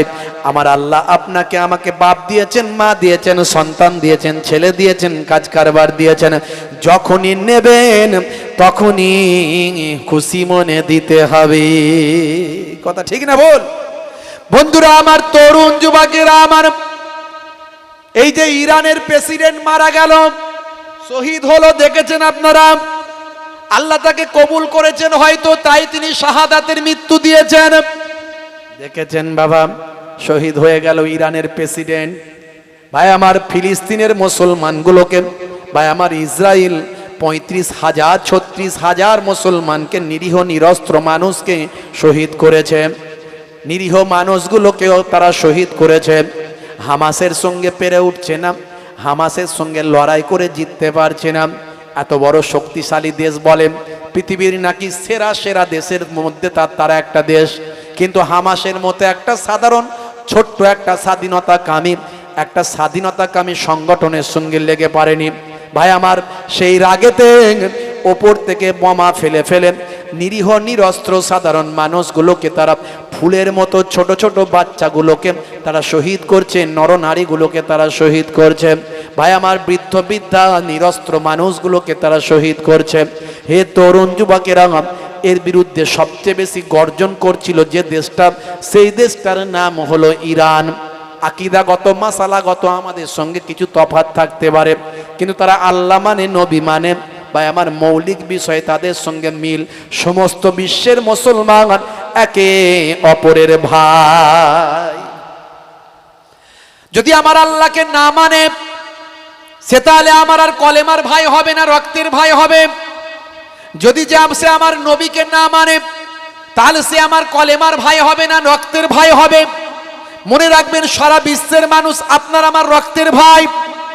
কলেমার ভাই না হতে পারে, কিন্তু রক্তের ভাই। সবাই তো আদম নবীর সন্তান, কথা ঠিক না ভুল? তাই কোনো মানুষকে গালমন্দ করবেন না, কষ্ট দেবেন না, খারাপ বলবেন না। হে তরুণ যুবকেরা, তবে যারা নবী মানে না, আল্লাহ মানে না, তাদের জন্য আফসোস ছাড়া আমাদের কিছু করার নাই। যদি তাদেরকে আমরা সঠিক কথাটা বোঝাতে পারতাম তাহলে হয়তো তারা বুঝতো। বন্ধুরা আমার, তরুণ যুবকেরা আমার, মুরব্বিয়ানিরা আমার, শুনে রেখে দেন, হে জওয়ান যুবকেরা, এই ফিলিস্তিনের এত নিরীহ মানুষকে তারা শহীদ করেছে, অথচ ইসরায়েল হলো একটা অবৈধ দেশ, অবৈধ রাষ্ট্র। 1948 সালের আগে ইসরায়েল নামের কোনো দেশ পৃথিবীর মানচিত্রে খুঁজে পাওয়া যাবে না। হে তরুণ যুবকেরা, আমি অনেক আলোচনা করেছি, 1000 বছরের ইতিহাস বলেছি, ফিলিস্তিন ইসরায়েল যুদ্ধ নিয়ে 1000 বছরের ইতিহাস বলেছি। আজকে বলবো না, শুধু এটুকু বলতে চাই যে এই যে ভাই আমার, ইরান সবচেয়ে বেশি সোচ্চার ছিল ইসরায়েলের বিরুদ্ধে। কেন নিরীহ মানুষগুলোকে মারা হচ্ছে? কেন মুসলমানদের বাইতুল মুকাদ্দাস দখল করে নিয়েছ? কেন তাদের জায়গা তোমরা ভালোবেসে তারা তোমাদেরকে থাকার জন্য দিয়েছিল? 1948 সালের আগে তোমাদেরকে থাকার জন্য, তোমাদের থাকার কোনো দেশ ছিল না। হিটলার 60 লক্ষ ইহুদিকে হত্যা করেছিল। সারা ইউরোপের বিভিন্ন দেশ থেকে মানুষ, ভাই আমার, ইহুদিরা সব জায়গায় লজ্জিত, অপমানিত, সব জায়গায় অত্যাচারিত হয়ে মুসলমানদের কাছে আশ্রয় নিয়েছিল। ফিলিস্তিনি ভাইয়েরা কত ভালো, তোমাদের থাকার জায়গা দিয়েছিল, খাবার জায়গা দিয়েছিল, অথচ তোমরা যে পাতে খেলে সেই পাতটাই ফুটো করলে তোমরা তাদের দেশটাকে দখল করে নিচ্ছ। সবচেয়ে বেশি গর্জন করছে যে দেশটা, তার নাম হলো ইরান। সেই ইরানের প্রেসিডেন্ট আপনারা জানেন কয়েকদিন আগে শহীদ হয়ে গেছেন হেলিকপ্টার দুর্ঘটনায়। কথা ঠিক না ভুল? তথ্য আছে না নাই? বন্ধুরা আমার, তরুণ যুবকেরা আমার, আজারবাইজানে গিয়েছিলেন বাঁধ উদ্বোধন করতে। ভাই আমার, ইরানের প্রেসিডেন্ট রাইসি আর আরেকজন গুরুত্বপূর্ণ নেতা ছিলেন, তার মধ্যে পররাষ্ট্রমন্ত্রী, ভাই আমার, তিনিও খুব গুরুত্বপূর্ণ ভূমিকায় ছিলেন, আরো কয়েকজন ছিলেন। হে তরুণ যুবকেরা, 3টে হেলিকপ্টার নিয়ে যখন তারা ফিরছিলেন, ভাই আমার, আগে একটা হেলিকপ্টার, পরে একটা হেলিকপ্টার, মাঝখানে ছিল প্রেসিডেন্টের হেলিকপ্টার। যে হেলিকপ্টারটা হঠাৎ করে আকাশ থেকে ভেঙে, ভাই আমার, পার্বত্য এলাকায় ভেঙে টুকরো টুকরো হয়ে গেল, পুড়ে গেল, সকলেই শহীদ হয়ে গেলেন। বন্ধুরা আমার, এর ভিতরেও চক্রান্ত আছে। যদি চক্রান্ত প্রমাণিত হয় তাহলে কিন্তু বিশ্বযুদ্ধ লেগে যাওয়ার সম্ভাবনা আছে, কারণ ইরান ছেড়ে কথা বলার মানুষ নয়। হে তরুণ যুবকেরা, ছেড়ে কথা বলার দেশ নয়। পৃথিবীর 14তম শক্তিশালী দেশ হলো ইরান। কিছু কম বেশি 200খানা দেশ আছে, তার মধ্যে 14তম র্যাঙ্কে আছে ইরান। ইরানের ভাই আমার বিভিন্ন অস্ত্র শস্ত্রের দিক থেকে অনেক বড় শক্তিশালী দেশ হলো ইরান। কিন্তু এই ঘটনার পেছনে আমার যতটুকু মনে হয়, ভাই আমার, এতে ইসরায়েলের গোয়েন্দা দপ্তর মোসাদের হাত থাকতে পারে। মোসাদ হলো খুব, ভাই আমার, সূক্ষ্মভাবে তারা গোয়েন্দাগিরি করে, বিভিন্নভাবে তারা চক্রান্ত করে। আমেরিকারও হাত থাকতে পারে। এমন কিছু অস্ত্র আছে যে অস্ত্র দিয়ে টার্গেট করতে পারে। তার কারণ হলো, আমার অ্যানালাইসিসে যতটুকু ধরা পড়েছে সেটা হলো, এই এত হেলিকপ্টার, এত রকমের কিছু থাকার পরেও যে হেলিকপ্টারটা ইউজ করা হয়েছিল তার বয়স হয়ে গিয়েছিল প্রায় 50 বছর। আমেরিকার হাতে তৈরি এরকম হেলিকপ্টার কেন তাদের জন্য ব্যবহার করা হলো? 1 নাম্বার পয়েন্ট। 2 নাম্বার পয়েন্ট, এই এলাকাটা যতটা পথ তারা পাড়ি দিয়েছিলেন আজারবাইজান পর্যন্ত, সেটা কিন্তু বাই রোড যাওয়া যেত, তা না করে তাড়াতাড়ি যাওয়ার জন্য, তাড়াতাড়ি ফেরার জন্য তারা কেন হেলিকপ্টার ব্যবহার করলেন? যে হেলিকপ্টারের পথটা ছিল এটা কিন্তু খুব দুর্গম পথ। 2 নাম্বার। 3 নাম্বার হলো, হে তরুণ যুবকেরা, আমি কেন এটা বলছি? তিনি শহীদ হলেন এ কথা বলতে গিয়ে বলছি, একটু ভেঙে দিই তাহলে বুঝতে পারবেন। 3 নাম্বার আমার ধারণা যেটা, বন্ধুরা আমার, যুবকেরা আমার, মুরব্বিয়ানেরা আমার, শুনে রেখে দিন, জেনে রেখে দিন বাবা। হে মুসলমান, একটু লক্ষ্য করুন ভাইরা আমার, আজকে ইরানের প্রেসিডেন্ট তিনি কিন্তু ভাই আমার ইসরায়েলের বিরুদ্ধে অনেক বেশি সোচ্চার ছিলেন বাবা, অনেক বেশি ক্ষমতা দখল করা, ভাই আমার অনেক বেশি তাদের সঙ্গে ভাই আমার যে প্রতিরোধ করার মুডের মধ্যে ছিলেন বাবা। এটাও ইরানের প্রেসিডেন্টের উপর আঘাতের একটা কারণ হতে পারে। 3 নাম্বার, এরকম অনেকগুলো কারণ আমি খুঁজে বের করার চেষ্টা করেছিলাম। মূল কথা হলো তিনি শহীদ হয়ে গেলেন। বন্ধুরা আমার, যদি এটা প্রমাণ হয় কোনো অ্যাটাক করা হয়েছে কিংবা কোনো ষড়যন্ত্র আছে, তাহলে 3য় বিশ্বযুদ্ধ লাগতে পারে। খুব মুশকিল হয়ে যেতে পারে। ভাই আমার, তৃতীয় বিশ্বযুদ্ধ যদি শুরু হয় তাহলে মনে রাখবেন পৃথিবীর কিছু কম বেশি প্রায় 50% মানুষ মারা যেতে পারে। এটা একটা মালহামা হতে পারে। আল্লাহর নবীর হাদিসটাও মিলে যাচ্ছে বাবা। ততদিন পর্যন্ত ইমাম মাহাদি আসবেন না যতদিন পর্যন্ত মালহামা না হয়। মালহামা বলতে যেটা বোঝায় সেটা হলো একটা পৃথিবীব্যাপী যুদ্ধ, পৃথিবীব্যাপী একটা বিপর্যয়, যে বিপর্যয়ে একটা ম্যাক্সিমাম মানুষ মারা যাবে। আর যদি এই ঘটনা সত্যি প্রমাণিত হয়ে যায় যে মোসাদ করেছে বা ইসরায়েল করেছে, ইরান কিন্তু ছেড়ে দেবে না, যুদ্ধ শুরু হবে। ইরানের সঙ্গে সাথ দেবে আমেরিকা, ইরানের সঙ্গে সাথ দেবে ভাই আমার রাশিয়া, ইরানের সঙ্গে সাথ দেবে ভাই আমার চীন, এভাবে অনেকেই সাথ দেবে ইরানের সঙ্গে। পক্সি দলগুলো আছে ওদিকে, ইসরায়েলের পক্ষে যাবে আমেরিকা, আরো কেউ কেউ যাবে। বন্ধুরা আমার, এইভাবে যুদ্ধ বাড়তে বাড়তে একটা মালহামা তৈরি হবে। মনে রাখবেন ইহুদিদের কথা ভাই আমার হাদিসের মধ্যে এসেছে। ইহুদিরা শক্তি বিস্তার করার জন্য যে কোনো রকম তারা পদক্ষেপ নিতে থাকবে। ইহুদিদের হাতে ক্ষমতা চলে যাবে, তারা তাদের মাসিহুদ দাজ্জালের জন্য অপেক্ষা করছে। তারা আমেরিকা থেকে 4খানা লাল গরু নিয়ে এসেছে। তারা একটা বিকৃত ধারণা তৈরি হয়েছে, তাদের যে কেতাবটা তারা নাম দিয়েছে তোরাত, আসলে ছিল সেটা তাওরাত। ভালো করে বুঝবেন, তাওরাতকে তারা বলে তোরাত, আরো অন্যান্য নাম দিয়েছে তারা। ভাইরা আমার, দাউদ নবীকে তারা বলে ডেভিড, মুসা নবীকে তারা বলে মোজেস, ঈসা নবীকে তারা বলে জিউস। হে তরুণ যুবকেরা, হযরতে আদম নবীকে তারা বলে অ্যাডাম, ইব্রাহিম নবীকে তারা বলে আব্রাহাম, মারিয়ামকে তারা বলে মারিয়াম আলাইহিস সালাতু ওয়াস সালামকে তারা বলে মারি। হে তরুণ যুবকেরা, খালি নামগুলো চেঞ্জ, তারা বিকৃত করেছে আসমানি কিতাব। এই জন্য সমস্ত পূর্বের কিতাবগুলোকে আমাদের মানতে হবে। ইনজিল মানব, তাওরাত মানব, জাবুর মানব, 104খানা কিতাবকে মানব, কিন্তু অনুসরণ করব একটা কিতাব। কটা কিতাব অনুসরণ করতে হবে? একটা কিতাব। সেই কিতাবটার নাম হলো আল কোরআন। জোরে হবে না? জোরে হবে না? যদি আগুন লেগে ধ্বংস হয়ে যায়, ধ্বংস হয়ে যায় পৃথিবীর সব বইয়ের দোকান, তবু বিশ্ব থেকে হারাবে না পবিত্র কোরআন। জোরে হবে না? করবে কেমন করে কোরআন ধ্বংস? আগুনের তেজ। করবে কেমন করে কোরআন ধ্বংস? আগুনের তেজ। আছে বিশ্বে ভরা অগণিত কোরআনে হাফেজ।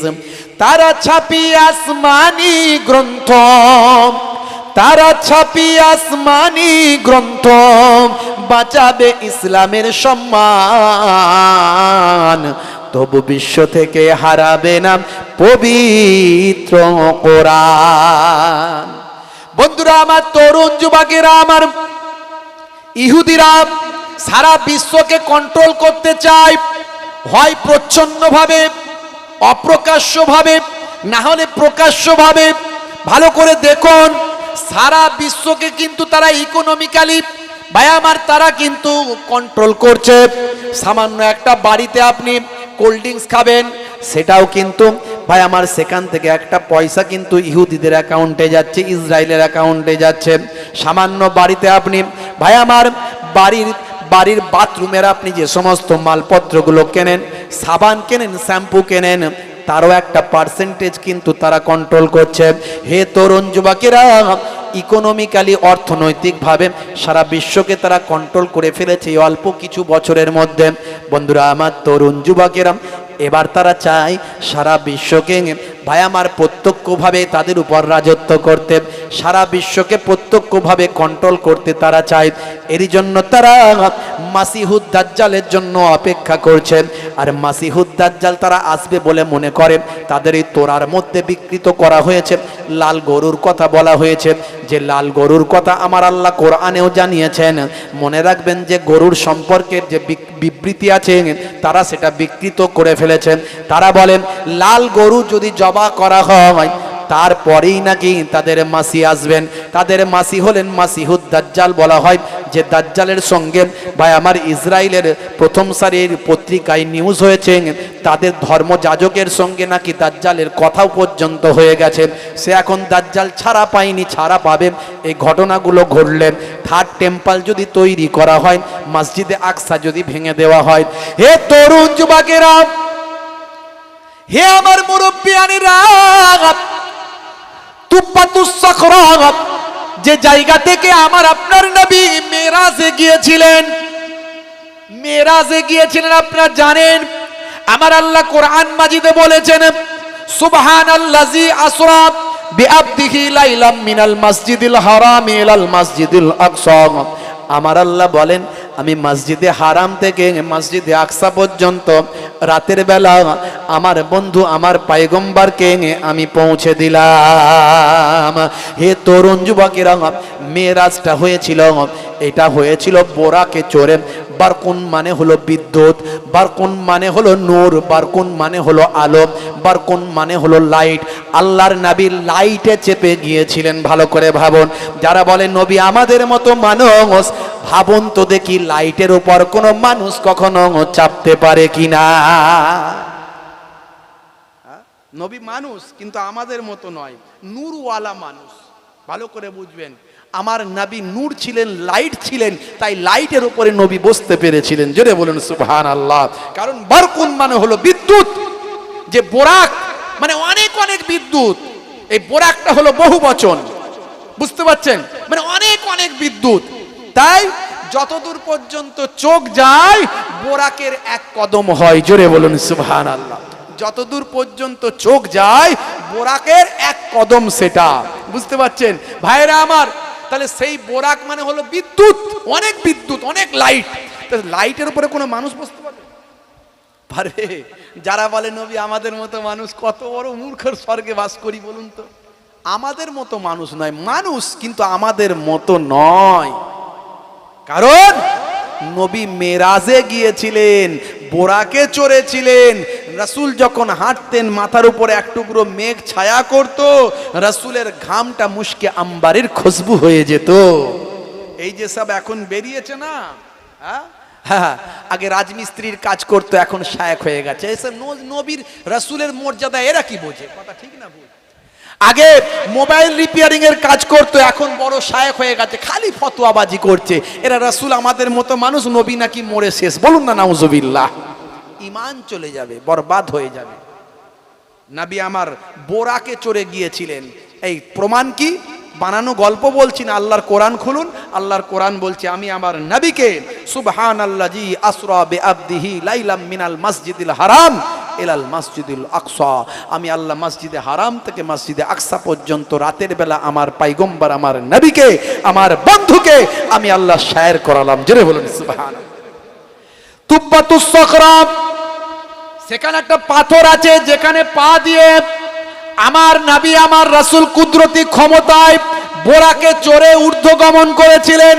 হে তরুণ যুবকেরা, সেই তুব্বাতুস সাখরাকে তারা ভেঙে দিতে চায়। কারা ভাঙতে চায়? এই ইসরায়েলিরা, এই ইহুদিরা। সেখানে ভেঙে দিয়ে তারা একটা থার্ড টেম্পল তৈরি করবেন। এই থার্ড টেম্পলটা তখনই তৈরি হবে যখন লাল গরু তারা পেয়ে যাবেন।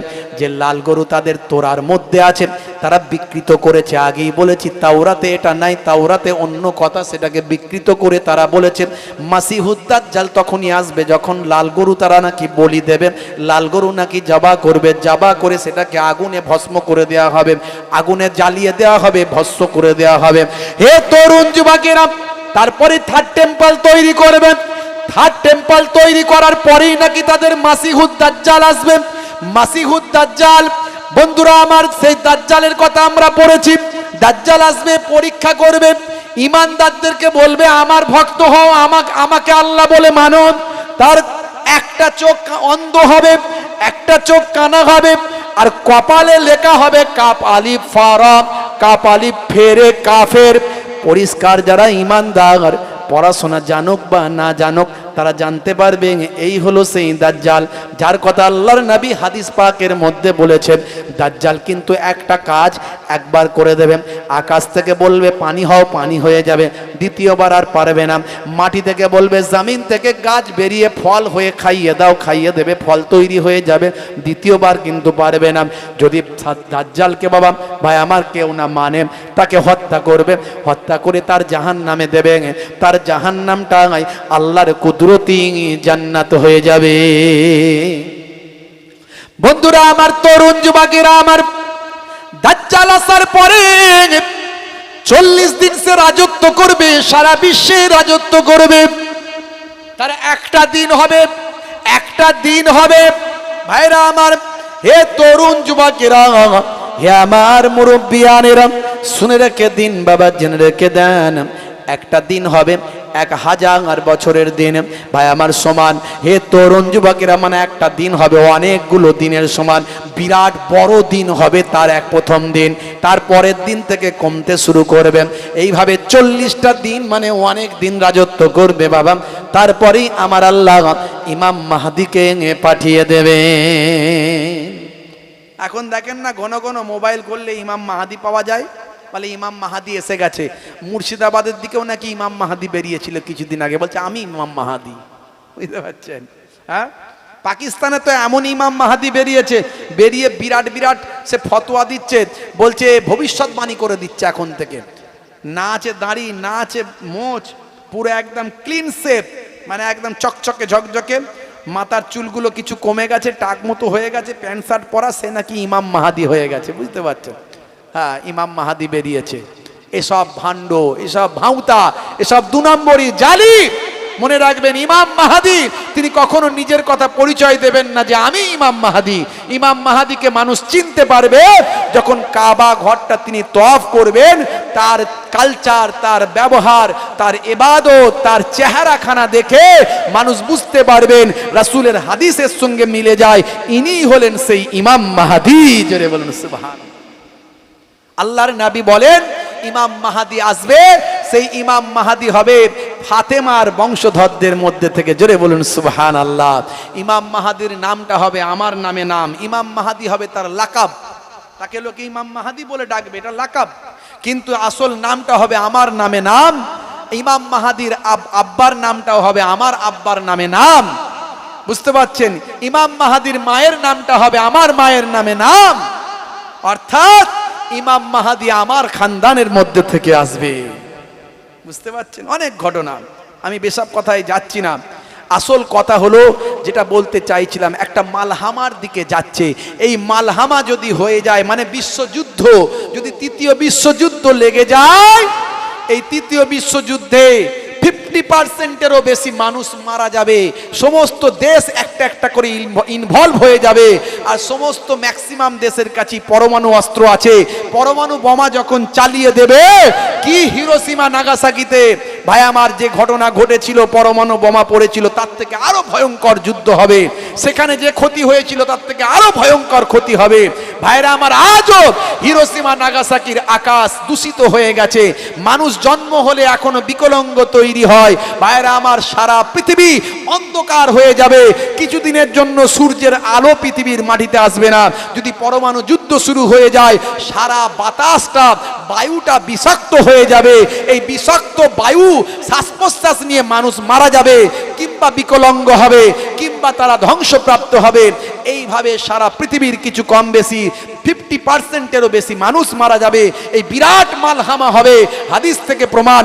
মালহামা হওয়ার পরে তারপরে তাদের মাসিহুদ দাজ্জাল আসবে। তারা মাসিহুদ দাজ্জালের জন্য অপেক্ষা করছে। এমনকি তারা লাল গরু পেয়ে গেছে বলে কিছুদিন আগে মিডিয়ায় নিউজ হয়েছে, লাল গরু তারা পেয়ে গেছে, শুধু পরীক্ষা নিরীক্ষা চলছে যে এটাই সেই লাল গরু নাকি, এটাকেই জবাই করা হবে নাকি। আর আপনারা জানেন বাইতুল মুকাদ্দাস এখন ইহুদিদের কন্ট্রোলে আছে। যে কোনো সময় বাইতুল মুকাদ্দাসের মসজিদ তারা ভাঙতে পারে, যে কোনো সময় তুব্বাতুস সাখরা তারা ভেঙে দিতে পারে, ভেঙে দিয়ে তারা থার্ড টেম্পল তৈরি করতে পারে। অর্থাৎ মাসিহুদ দাজ্জাল আসবে, আসার পরে ইমাম মাহদি আসবে, তারপরে ইমাম মাহদিকে সাহায্য করার জন্য হযরত ঈসা রূহুল্লাহ 4থা আসমান থেকে নেমে আসবে। জোরে হবে না? এই মাসিহুদ দাজ্জালকে ধ্বংস করবে একমাত্র ঈসা রুহুল্লাহ হুজুর। ঈসা নবী আসবেন, আমার আপনার নবীর উম্মত হয়ে আসবেন। যখন আমার আপনার নবীর শান মান ইজ্জতটা ঈসা নবী শুনেছিলেন, তখন কি বলেছিলেন? হাই হাই হাই, ইয়া লাইতানি কুনতু মিন উম্মতে মুহাম্মাদিন, যদি আমি উম্মতে মুহাম্মাদি হয়ে যেতাম। আল্লাহ কবুল করে নিয়েছিলেন দোয়া। জোরে হবে না? রাসূলের রাউজা মোবারকের পাশে একটা জায়গা ফাঁকা আছে, যারা হজে গেছেন দেখে আসবেন, জায়গা ফাঁকা রাখা আছে একেবারে পর পর। আল্লাহ আমাকে নিয়ে গেছেন, আমি দেখে এসেছি। বড় ছিদ্রটা যেটা দেখবেন, তার ওপরই দয়ার নবীর নামটা লেখা আছে, রাহমাতুল্লিল আলামিনের নামটা লেখা আছে। বড় ছিদ্রটা, তার পাশে ছোট দুটো ছিদ্র আছে। একটা হলো হজরতে আবু বকর সিদ্দিক রাদিয়াল্লাহু তাআলা আনহু, আর একটা হলো হজরতে ওমর ফারুক রাদিয়াল্লাহু তাআলা আনহু। আর একটা জায়গা ফাঁকা আছে। আখেরি জামানায় ঈসা নবী আসবেন দয়ার নবীর উম্মত হয়ে। তিনি যখন ইন্তেকাল করবেন, তার রাউজাটা রাসূলের রাউজার পাশে হবে। বন্ধুরা আমার, তরুণ যুবকেরা আমার, হে আমার মুরব্বিয়ানেরা, তাহলে আপনাকে আমাকে ভালো করে ভাবতে হবে। এই যে আমরা ক্ষতিগ্রস্ত হচ্ছি না, সারা বিশ্বে দেখুন সবচেয়ে বেশি বিপদে আছে মুসলমান। এই মালহামা হওয়ার আগে মুসলমানরা সারা বিশ্বে লাঞ্ছিত, বঞ্চিত, অপমানিত। সবচেয়ে বেশি মুসলমানরা আঘাতপ্রাপ্ত হবে শুরু হয়েছে না হয়নি? এটা কয়েক বছর আগে থেকে শুরু হয়ে গেছে। এতদিন পর্যন্ত মুসলমানেরা এত বিপদে ছিল না। এখন কিন্তু সারা বিশ্বে তাকিয়ে দেখুন, মুসলমানদের উপর সবচেয়ে বেশি বিপদ আসছে। কথা ঠিক না ভুল? হে তরুণ যুবকেরা, মুসলমান আমরা লাঞ্ছিত, বঞ্চিত, অপমানিত, অসম্মানিত হচ্ছি। তার কারণ আর একটা আছে, সেটা হলো আল্লাহ এবং রাসূলের সুন্নত আমরা ভুলে গেছি। যারা আল্লাহ এবং রাসূলের সুন্নত মেনে চলবে, আমার আল্লাহ তাদের কুদরতিভাবে ইজ্জত সম্মান বাড়িয়ে দেবে। এখন আমাদের যেটা কাজ, সেটা হলো 5 ওয়াক্ত নামাজটা পড়া, রাসূলের সুন্নতটা মেনে চলা। ভাই আমার, আল্লাহর হুকুমের পায়রাবি করা, হারাম খাদ্য থেকে দূরে থাকা, মিথ্যা জেনা ব্যভিচার ঘরে ঘরে ঢুকে গেছে, সেখান থেকে দূরে থাকা, আমাদেরকে তওবা করে আল্লাহর দরবারে ফিরে আসা, রাসূলের সুন্নতের তাবেদারি করে চলা, এগুলো হলো আমাদের এখন দায়িত্ব। হে তরুণ যুবকেরা, আর নিজের মধ্যে অহমিকা তাকাব্বর করবেন না। আপনারা আমার হৃদয় কাল্পটা ঠিক করুন, কাল্পটা ঠিক করবেন। আল্লাহর নবী বলেন, আত্তাকওয়া হাহুনা। যার কাল্পটা ভালো, তাকওয়াটা এখানেই থাকে। যার কাল্পটা ভালো, হৃদয়টা ভালো, তার সারা শরীরটা ভালো। বন্ধুরা আমার, তরুণ যুবকেরা, যে কথা বলতে দিয়ে এত দূরে এলাম, তাহলে হযরতে মুসা কালিমুল্লাহ শুধু সামান্য একটু ভুল বলে ফেললেন। কি বললেন? বলে এই জামানায় সবচেয়ে বড় জ্ঞানী মানুষ আমি।